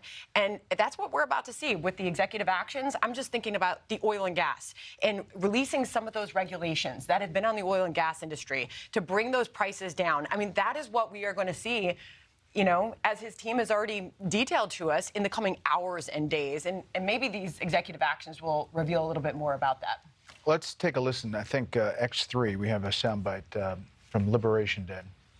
This is why each day under our administration of American patriots, we will be working to meet every crisis with dignity and power and strength. We will move with purpose and speed to bring back hope, prosperity, safety, and peace for citizens of every race, religion, color, and creed. For American citizens, January 20th, 2025 is Liberation Day.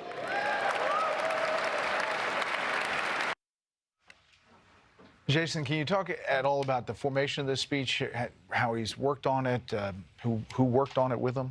Well, the president's been working on this one for a while, and what he had been telling us is that he wants to talk about, here's what we can do immediately, right out of the gate. Now, some of the things that you brought up, such as the tax bill, that's going to take a little bit longer. That involves Capitol Hill, but the executive actions, the executive orders, he can step in and do those immediately. So he started the speech talking about some of his immigration policies, remain in Mexico, ending catch and release, obviously going to open some of the energy exploration. Those are things he can do right away. Of course, the peace deal he put together before he even got into office, which is just nothing short of amazing. But on the trade side, I do think in the near future, you'll see some of that action on trade. I think today you're going to see more of the principles laid out for where they're going with that. There's some of these things are constricted a little bit by the pace of government and what you can do. But the president, keep in mind, this is the important thing. We had 4 years of President Trump. He knows what policies he wants to put back in place immediately and how to do it. Stephen Miller, Tom Homan, Kristi Noem, people like that know exactly the levers to pull. Talk to me a little bit about DOJ. We understand in our reporting that Vivek Ramaswamy is leaving the DOJ effort, that he may be announcing soon a run for governor in Ohio. What happened there? With Vivek, I'm not sure, but I know Elon is leading the DOJ effort, and this is going to be really cool because what they're going to do is go into each of these agencies, each of these cabinet positions, and go and figure out how we're going to bring down the spending, how we're going to cut the waste. And people have said for so long, why do you have these big, huge buildings in D.C.? Why are you throwing all this money at? They're not responsive to us. All they do is make our lives more difficult. They're going to go through and really figure out how to make them more efficient. And when you talk about some of the technology, you talk about things such as AI, talk about things that really, quite frankly, are antiquated and don't need a part of the government anymore. And now going back to one thing, when the president kicked off his speech, he really took on Washington and he took on the establishment. That sent a big signal. I probably got more text messages and people reaching out from that. He said, you know what, finally, someone stepped in and said, we're going to get these guys in line, no more messing around. I thought that sent a message for him to lead with that. You talked about a radical, corrupt establishment and its inability to meet people's needs. I think it's going to be very interesting to see if we actually see slashing and elimination of agencies, which he talked a lot about on the campaign trail, and he's appointed people to run those agencies. So are they going to oversee the dismissal of education and energy, do you think, Jason? Well, ultimately, some of those are handled a little bit different, not to get too much into the weeds. Some of those will be block granted and sent back to states. But in some places, things might be agencies that we can get rid of completely. But that's what they're going to go through because it's been a long time since someone actually looked at government and said, how do you make it smaller? How do you make it more responsive? And keep in mind, the president made the pledge, 10 regulations being cut for every new one that's put into place. That's real. That is, he had a pretty fantastic record in the first 4 years. You're going to see that go into action big time right away. That's going to unleash the economy, no doubt. Trey, there's probably a lot of legal challenges to come once you start doing big transformative things. We're understanding that DOJ is already under attack legally. Probably going to see a lot of that. Yeah, I mean, that's the last battlefield. They don't have the majority in the House or the Senate, so they're going to have to go to the courts. I'm not at all worried about what the president's going to do via executive action. He's going to be decisive. People may like it, they may not, but there'll be no doubt. I was talking to John Thune this morning, and it struck me, he has a larger majority than Mike Johnson. So the smile you just saw on Mike Johnson's face may be the last one you see for the next 2 years. I mean, Jason, it is a narrow... It's a narrow margin in a House, even when Boehner and Ryan had larger margins. They could not keep the frogs in the wheelbarrow. They couldn't repeal the ACA. They couldn't do a lot of other things. So, you know, Mike has a beautiful smile. I'm glad I got to see it today because I may not see it again. We're looking live at Capitol Hill, the luncheon. We expect President Trump to arrive there any second. He will deliver a toast. As you see, all the lawmakers, a lot of the honored guests at different seats. I saw Tim Cook in the middle there. The family is all there. Kaylee, this is just a big pomp and circumstance, but everything has a flow to it today, and it's very choreographed, but it is in Donald Trump's style. It is in his style. So we'll see this lunch later at Cap Arena. We'll see him come out and sign those EOs in a really celebratory format. I imagine you're going to get a lot of standing ovations in Cap Arena there. But what's interesting to me is when I look at this, President Biden really raised the ante for what an inauguration day looked like in signing 15 executive orders. He stopped the construction of the Keystone Pipeline. He pulled out of the Paris Climate Accords. He issued a mask mandate, which didn't age well, I would note, overturned by a judge down in Florida. But he raised the ante, and President Trump came in and said, I'm going to raise you 185. You put down 15, I'm going to put down 200. And what I'm impressed by is the executive orders, the omnibus ones, are clearly a theme that is broad, that hit on the top two issues of the American people. He declared a national emergency on the border and a national emergency on energy. But what was interesting is he tied energy to inflation, to the #1 problem of the American people. And these are going to have little bits and pieces. He's clearly had 4 years to think through this, and it shows. Let's listen in to the luncheon. House Majority Leader, the Honorable Steve Scalise, accompanied by Mrs. Scalise, and House Democratic Leader, the Honorable Hakeem Jeffries.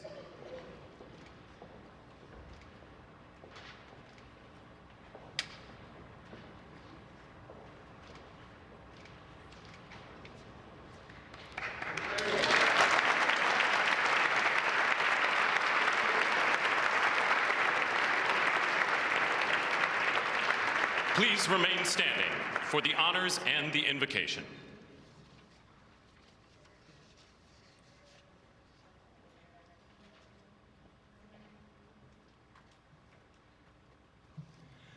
Ladies and gentlemen, escorting the Vice President of the United States, ranking member of the Joint Congressional Committee on Inaugural Ceremonies, the Honorable Deb Fischer and Mr. Fischer.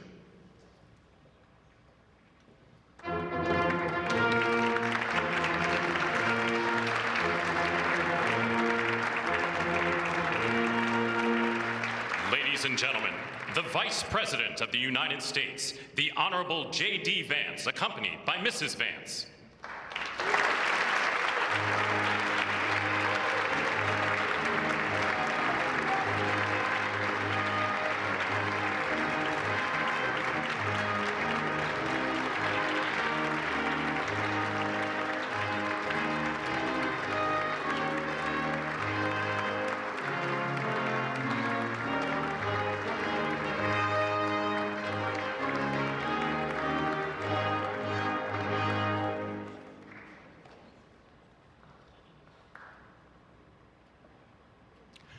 Ladies and gentlemen, escorting the President of the United States, the Chairwoman of the Joint Congressional Committee on Inaugural Ceremonies, the Honorable Amy Klobuchar and Mr. Bessler.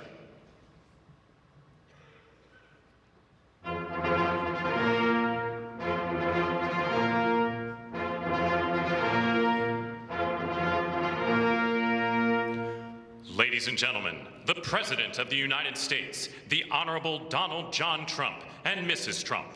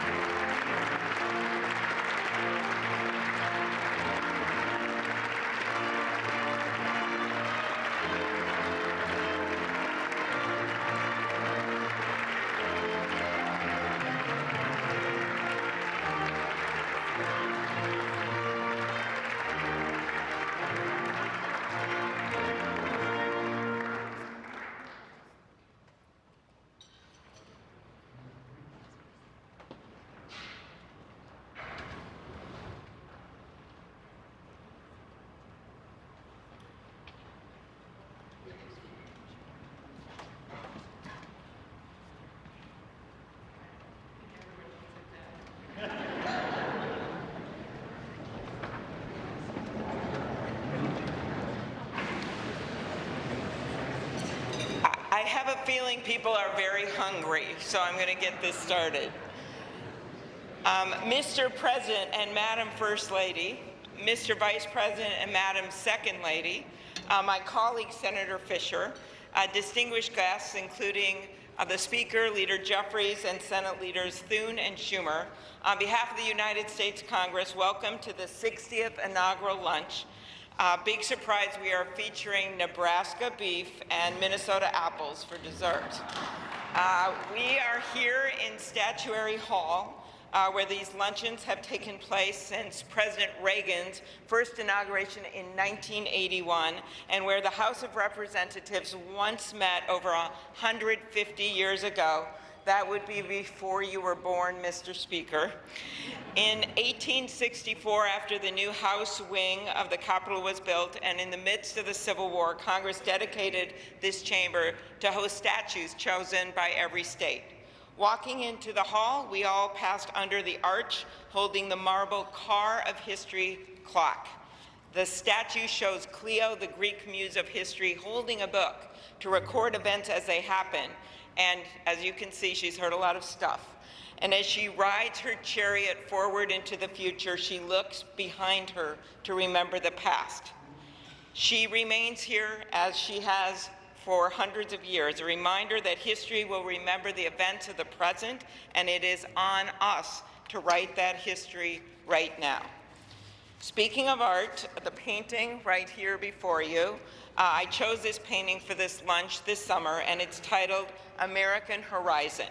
It's by Jane Wilson, who grew up on her family farm in Seymour, Iowa. Coming from the middle of our country, Senator Fisher and I both like the painting because the artist is from America's heartland, but the horizon could easily be Florida, Mr. President. I will also note that this is the first time in history we are featuring the work of a woman artist at this lunch, and we thank the Art Institute of Chicago for their assistance. Looking at the vast open landscape of this painting, we're drawn to the bottom of the frame where the land or the water, depending on where you're from, meets the sky, and the horizon endures. The enduring horizon is especially meaningful for us today as we mark our enduring democracy as we approach its 250th anniversary. It's a reminder that what's over the horizon is our next chapter.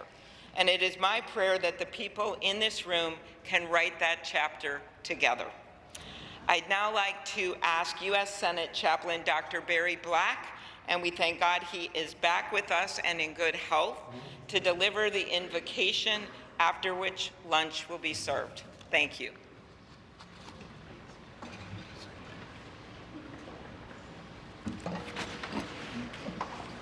Let us pray. King of kings and Lord of lords, whose kingdom is above all earthly kingdoms, and who judges all lesser sovereignties, look with favor upon President Donald John Trump and Vice President James David Vance. Empower them with the wisdom and courage needed for our times. Protect them from the vicissitudes and challenges that obstruct the making of a world of justice, peace, and righteousness. Lord, give them a deep desire to do their best for our country and world, and a determination to act in ways pleasing to you. Preserve their families in health and strength by your grace and power. Bless now this luncheon as each of us finds your grace sufficient for every need. We pray in your sovereign name. Amen.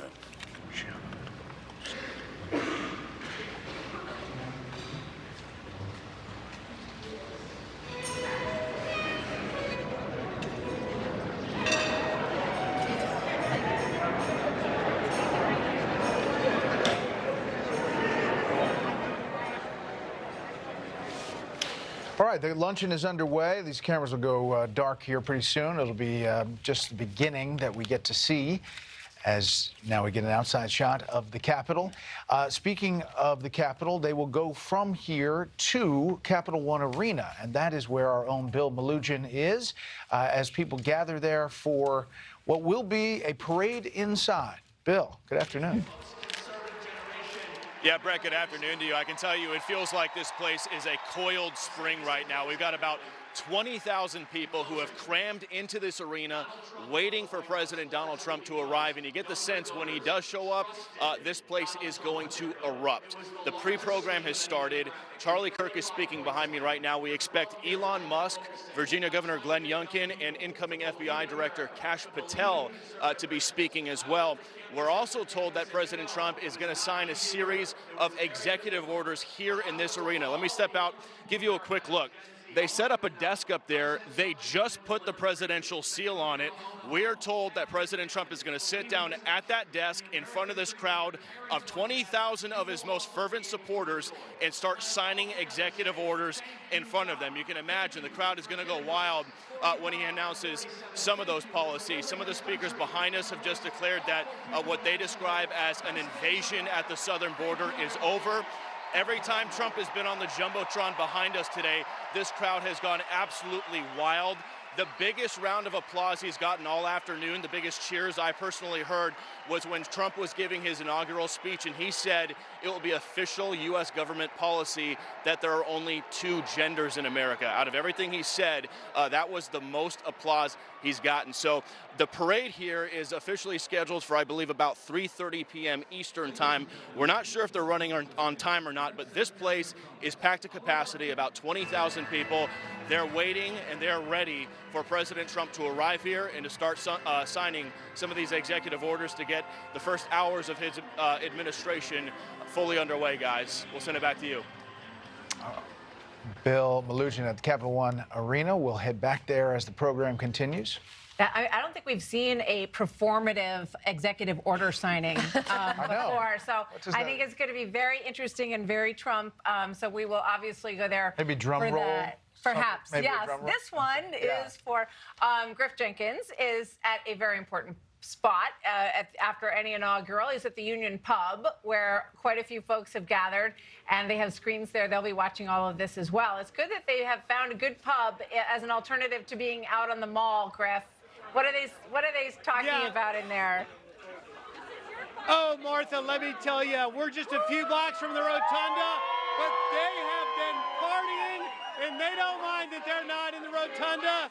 They don't mind that they're not in that Capital One Arena. Most of them had Plan A and tickets and spend money, but they are coming from all over, and they are just happy to be here witnessing this history. What's your name? Taylor. Where are you from? Minnesota. Minnesota. And now, did you have other plans than this? Yes, we were going to try to stand outside, but our plans changed. And are you happy you ended up here? Yes. Yeah, it was a good time? Yes. All right, people are having so much fun. There's one young woman here somewhere. Where are you from? France. What? France. France?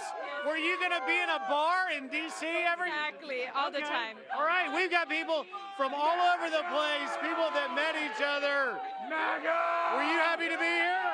Semper Fi, Marine Corps! Let's fucking go!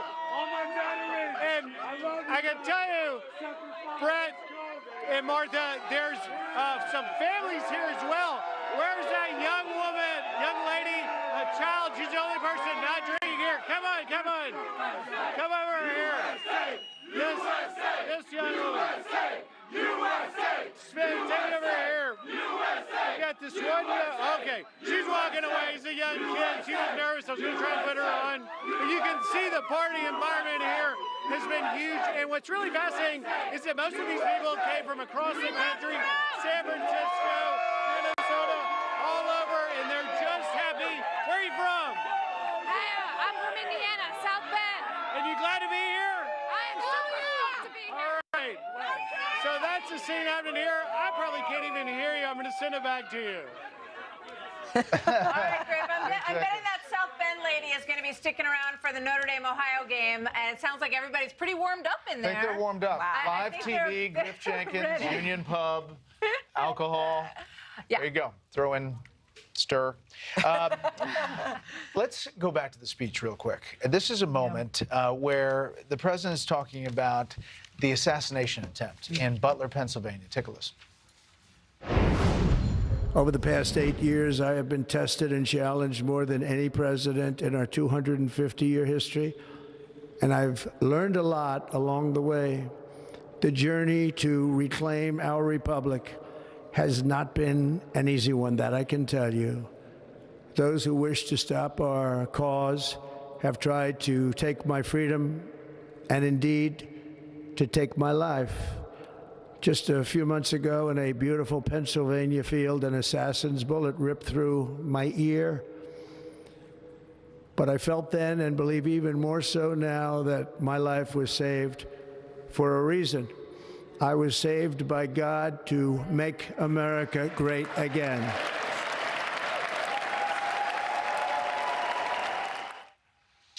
Moment in that speech, joined by Jessica Tarloff, added to the panel. Good afternoon. Yeah, Your thanks for thoughts having me. today, what we've seen so far, and obviously President Biden and Mrs. Biden heading off on Special Mission 46, flying to California. Used to be called Air Force One, not anymore. No, a big day. It felt, as we were watching it, more State of the Union than inauguration, because this was someone who has been president, and he's president again, and he says it's Liberation Day, and this is what's going to come next. But I'm glad that you played that about the assassination attempt, because when he talked about that, I was thinking about the contrast of these big moments for both now former President Joe Biden and for Donald Trump. So with Joe Biden, the Afghanistan withdrawal was the turn in his presidency, where his approval rating tanked, and it never recovered.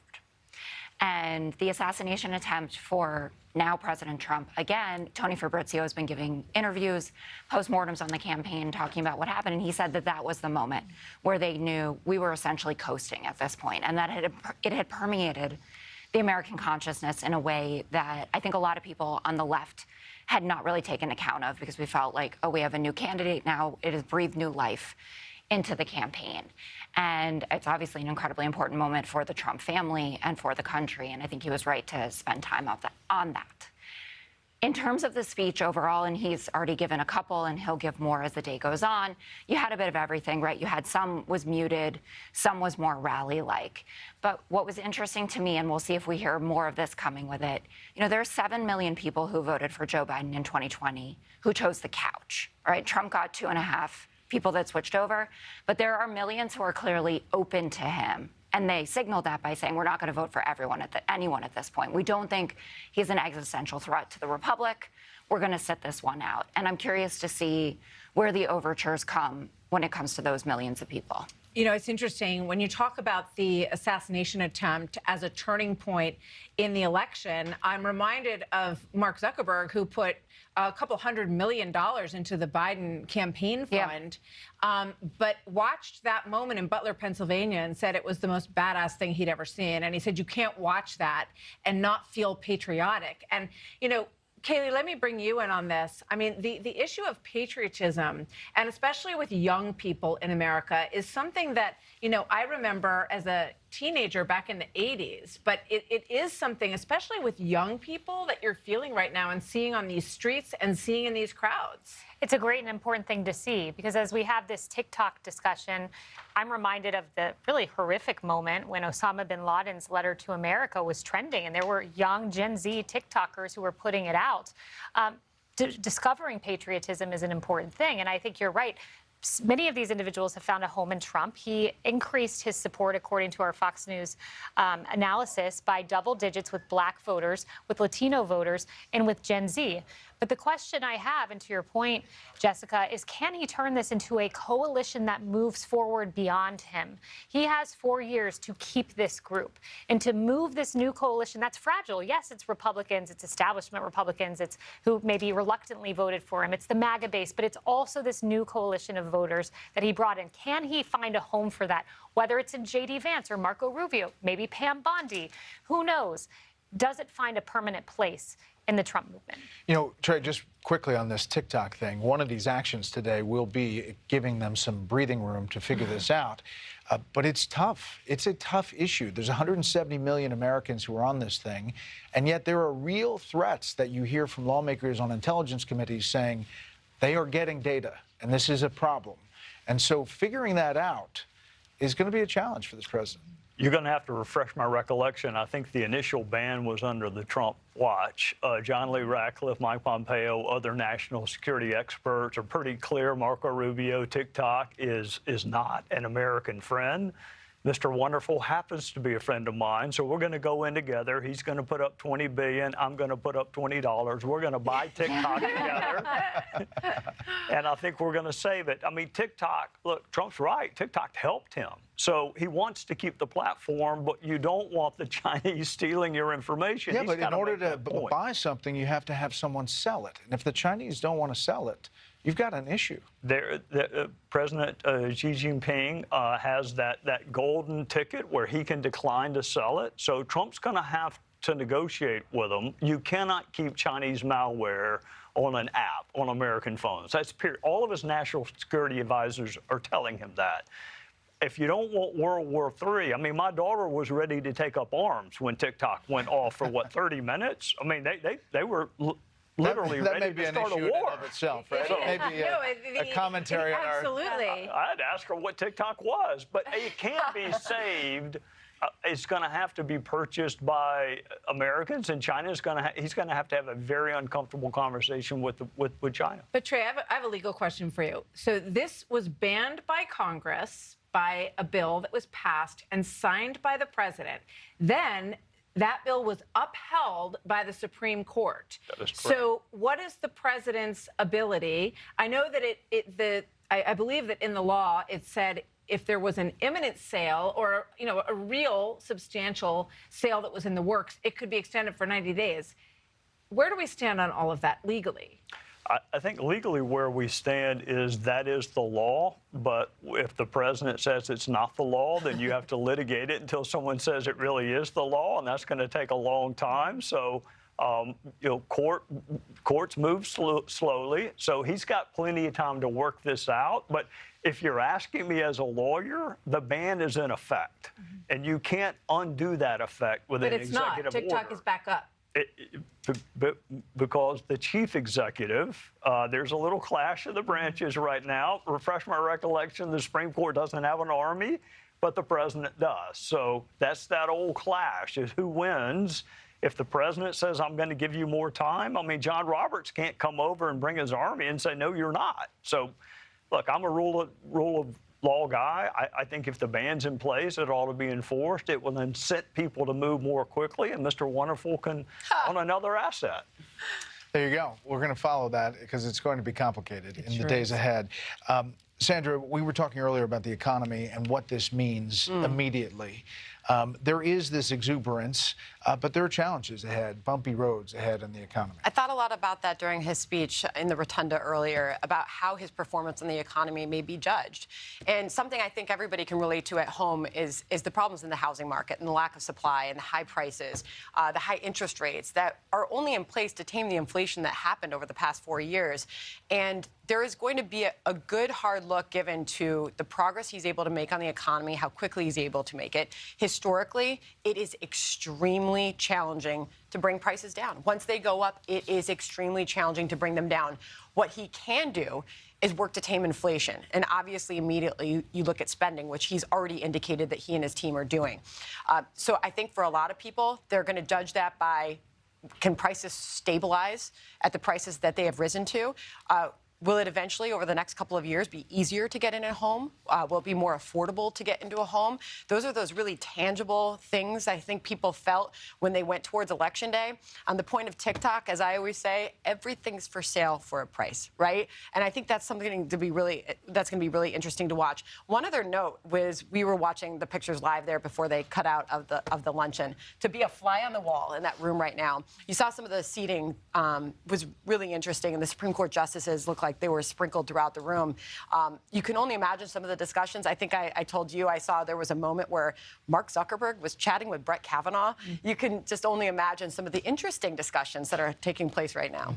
It's not just pass the bread. That's well, right. one of the other things that helps to unleash the economy, and this is the idea that the president wants to carry out, Jessica, is to lower regulations, to make it easier for businesses to grow. And the goal there is that you have an expansion of business and wages can rise when that happens. And, you know, that that's the plan that is laid out there. That Joe Biden, he threw trillions of dollars into the economy during COVID, and it led to quite a bit of inflation. Absolutely. I think in the first term, Trump, his goal was for every new regulation to cut 2. I think he wants to go 10 to 1 this time. What I've been paying particular attention to in the wake of the horrific wildfires in California is how quickly regulations can be cut when it's a state of emergency. And that's not to say that everything that's being done there should be implemented on a long-term basis, because there is good reason for certain kinds of regulations. But that's obviously a bit of a guidebook to Democrats to say, obviously we don't want the trauma of all of this to lead to it, but there's probably some things that we can do to get us in a better position for people to be able to afford their homes, for us to be building more housing supply. That's what's going on in Austin. I mean, rents are coming down in Austin and housing prices are coming down in Austin because they're cutting regulations there to make sure that they can build more houses. Mayor Adams in New York City, this whole, House of Yes, right, the promise of yes is about cutting regulations. So you can be liberal and cut regulations as well. But it is interesting to look at the people in the Trump administration, the president himself, J.D. Vance, backing off this language of day one, the prices are coming down, right? I thought I could go to the store tomorrow and my eggs are going to be half price because Donald Trump is in office. Now we're talking about stabilizing prices. It's a much more moderated tone, and I get it. We were on a campaign trail. To be clear, in his speech, he did say his goal is to bring those prices down. No, but on the campaign trail, he said it was day one. He said you're going to go to the gas pump, you're going to have gas the same price as when I was there. Right. Well, Ukraine's not going to be solved on day one either. Hopefully 100 days. Yeah, right. We're moving on a slower scale. We have a lot of things to cover today. Yeah. There's a lot of events that'll be covering, but we're going to take a quick break as our special coverage of inauguration of the 47th President of the United States continues here on Fox. Stay tuned.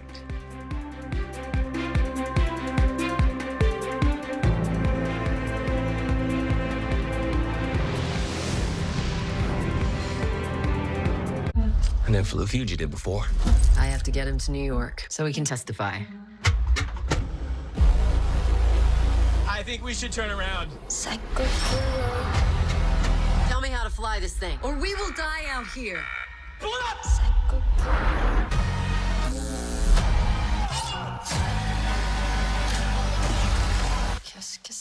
Pay attention. This is the good part. Flight Risk. Rated R. Friday. 4 years of constant crisis. Wide open borders, deadly fentanyl, violent crime, crippling inflation, war in Israel, war in Ukraine, China rising. There's no time to waste on Washington games. We must fight. Americans elected President Donald J. Trump to stand in the breach. He's already hard at work. If we're going to fight and win, we've got work to do. Confirm Trump's cabinet now.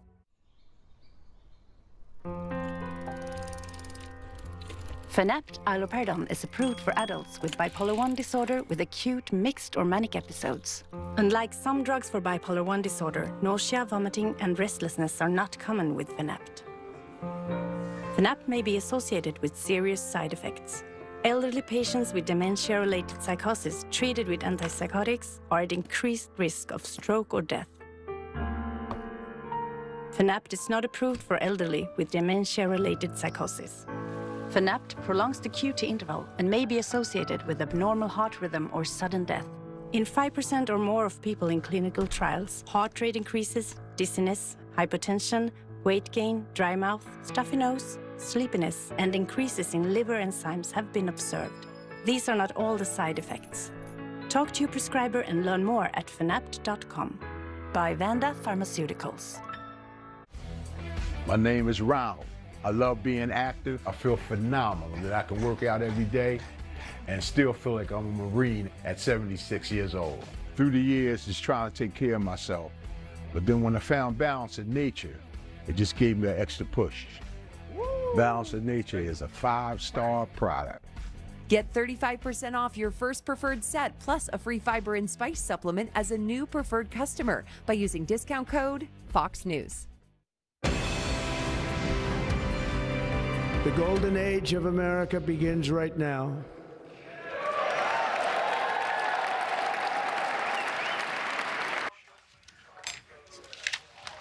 Well, that was the first line of a speech that was chock full of lines about a number of different topics, the inauguration of the 47th President of the United States. Senior Congressional Correspondent Chad Pergram live on Capitol Hill with what we can expect on cabinet confirmations today. Hi, Chad. Hi, Chad. Good afternoon, guys. Well, they're going to start right away this evening. There's a series of business meetings from various committees to try to get these teed up to move them across the Senate floor. We don't think there's going to be any more than two at the very most. The one that we think that they're going to confirm for sure is Marco Rubio, the Republican senator from Florida, for Secretary of State. They'll do that after they pass the Laken-Riley Act. There's a vote, a procedural vote first on that at 5:30 Eastern time. Again, this is moving very quickly. Then they'll pass the Laken-Riley Act. Then they'll probably go to Marco Rubio, probably, late in the 6 o'clock hour, maybe 7 o'clock hour for Rubio. And then they're going to try to get clearance to move the nomination of John Ratcliffe to be the CIA director. But I was told by a senior Senate source that they didn't think they would probably get to that today necessarily. They would not rule it out. It was contingent on how much blessing they would get from the Democrats. Now, John Thune, the Republican leader, he says, go back to President Obama. He was able to move 12 nominees in 15 days. He said for President Trump, last time around, 2017, it took him 43 days to move those. So they want to expedite those. Just in the past 15, 20 minutes here, we've heard that there is a business meeting coming up later this week to move the nomination of Scott Bessent to be the Treasury Secretary. We're going to have a couple of others later this week, maybe on the floor. There's a confirmation hearing tomorrow for Lee Stefanik, the Republican representative from New York, to be the UN ambassador. That should probably be an easy one to move. Also moving up in the queue, one of those business meetings today from the committee level. Again, keep in mind you have to get it out of committee. Then you can move it to the floor, is Kristi Noem to be the Secretary of Homeland Security. Now, what is up today behind the scenes, a business meeting by the Armed Services Committee to move the nomination of Pete Hegseth to be the Secretary of Defense to the floor. Now, that's something they're probably not going to confirm anytime soon. At the very earliest, later this week, it has been speculated to me maybe this coming weekend, maybe sometime next week, because Democrats may require debate time. And they might have to go across a procedural hurdle to stave off a filibuster. They would ostensibly have the votes to do that. You only need a simple majority to do this right now. But the Senate might be voting, kind of around the clock here at some point. I remember back in 2017 with some of President Trump's nominees, they had one vote at 7 in the morning and one on Tom Price to be the HHS Secretary at 2 in the morning. So we might see some of that in the coming days, guys. Chad Pergram live on the Hill. Chad, thanks. Senior White House correspondent Peter Ducey is live from the North Lawn, where there has been a change of residency over the course of today. Hi, Peter. And Martha, you can see it's happening just over my shoulder. There are big trucks moving stuff out from the Biden family and moving stuff in for the Trump family. As we understand it, they have been told they have about 5.5 hours for that entire process to take place. And in the office part of the White House, we are noticing the transition as well. Just a few minutes ago, the first Trump administration staffers showed up. They technically can't come in until afternoon, and we did see some senior level people in the West Wing until just before noon, at which point a Secret Service officer walked through the West Wing where all of the photos of Joe Biden are gone. They left the gold frames up, but all the Biden photos are gone. And the Secret Service basically went in and locked the door so they can do a sweep. It seems like they just wanted to make sure that all the Biden people were gone so that they could bring a busload of Trump folks in. And as we understand it, the rest of the day, President Trump and Vice President Vance will go to greet their adoring fans at the Capital One Arena for what is left of the parade that was going to be outside, had to be moved inside. Then they will come here for some more of these executive order signings. President Biden, or rather President Trump, going to have to get used to that. President Trump is promising about 200 of them. So there are a lot left. It seems like some of them will be signed in front of a cheering crowd, which has never happened. Some of them we expect to be in the Oval Office, which we should have around the time of Brett's show tonight. Well, we know that his team has been working hard to get all of these executive orders together. and that last time around, it took till the end of March to get most of the cabinet confirmed. So there is a real rush to sort of do this at Obama pace, is what they've been saying, which is, to get most of them done very early on. So we'll see how that goes. Peter, thank you very much. Welcome to our panel, Charlie Hurt, Ben Domenech, Kellyanne Conway. Charlie, just in the past few minutes at the Pentagon, General Mark Milley's portrait was removed from the chairman of the Joint Chiefs Hall. There's now, he, of course, the former chairman of the Joint Chiefs, that portrait was put up 10 days ago, and he was pardoned today by President Biden. Yeah, so I guess Joe Biden's pardon did not extend to protecting his portrait in that hallway. It's going to be an interesting 4 years, and I think that we were reminded of this with that what I thought was a marvelous speech, where the campaign was not a joke.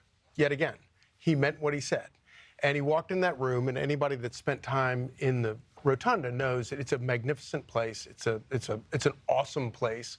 You can work there for 10 years, and every time you walk through it, it's kind of breathtaking. And you walk in there, and that speech was not designed for the people in that room. That speech was designed for people across the country. And I loved what Jessica said earlier, talking about the number of people that voted for Joe Biden the first time who were open to Trump this time. Trump's still selling. He's got an audience, and he peppered his speech with his policy positions because he still thinks he can win those people over. And I think that that's what we saw today. He thinks that he can, he's going to continue making the sale for his policy proposals. And it obviously worked in the election. And I think that he thinks, and if you look at polling right now about where people feel about the country, I think that there really is room to grow for him. Kellyanne, your thoughts as you listen to this speech? And last time around, you were very instrumental in the campaign and worked at the White House under President Trump. So your thoughts as you hear that the new staffers are moving in and that they're getting to work? I'm delighted. I've heard from a number of them, including Alina Habba, who apparently has my old office and my old title. So best of luck to her. I love in President Trump's speech that he just goes for the legacy, because that's a question I've been getting often. What will be his legacy? What does he want everybody to know after these 8 years with the 4-year interruption in between the hiccup? He said today he wants his legacy to be peacemaker and unifier. Now, people can chuckle at that, but the burden of proof for Donald Trump has always been higher than almost anyone else. Barack Obama went and collected the Nobel Peace Prize as a peacemaker in Oslo before he even took office. We just assumed he would be a peacemaker. So when President Trump actually says this is his goal for a legacy, he's going to think about that every single day, Martha, while he's doing energy security, which also looks as national security and sovereignty, while he's doing the border, while he's resolving the conflicts in the Middle East and Ukraine. This is important to him. The other thing I wanted to say today is when I walked in the White House for the first time, it really is very daunting. It's very special. But every single day I worked there, I knew something that I don't think we knew the last 4 years, which is back now, which is who's in charge? Who's actually the president? Big question everybody in America has been asking for 4 years. Who's actually running the White House? Who's in the Oval? Who's the president? They were doubtful that Joe Biden actually was doing that. They were doubtful that Kamala Harris could do it. There's never a doubt as to who the president of the United States is when Donald Trump's behind the Resolute desk. Also, Ben, just in the past few minutes, there's video coming from the borders. The port of entry in El Paso shut down, and there's action on border ports of entry.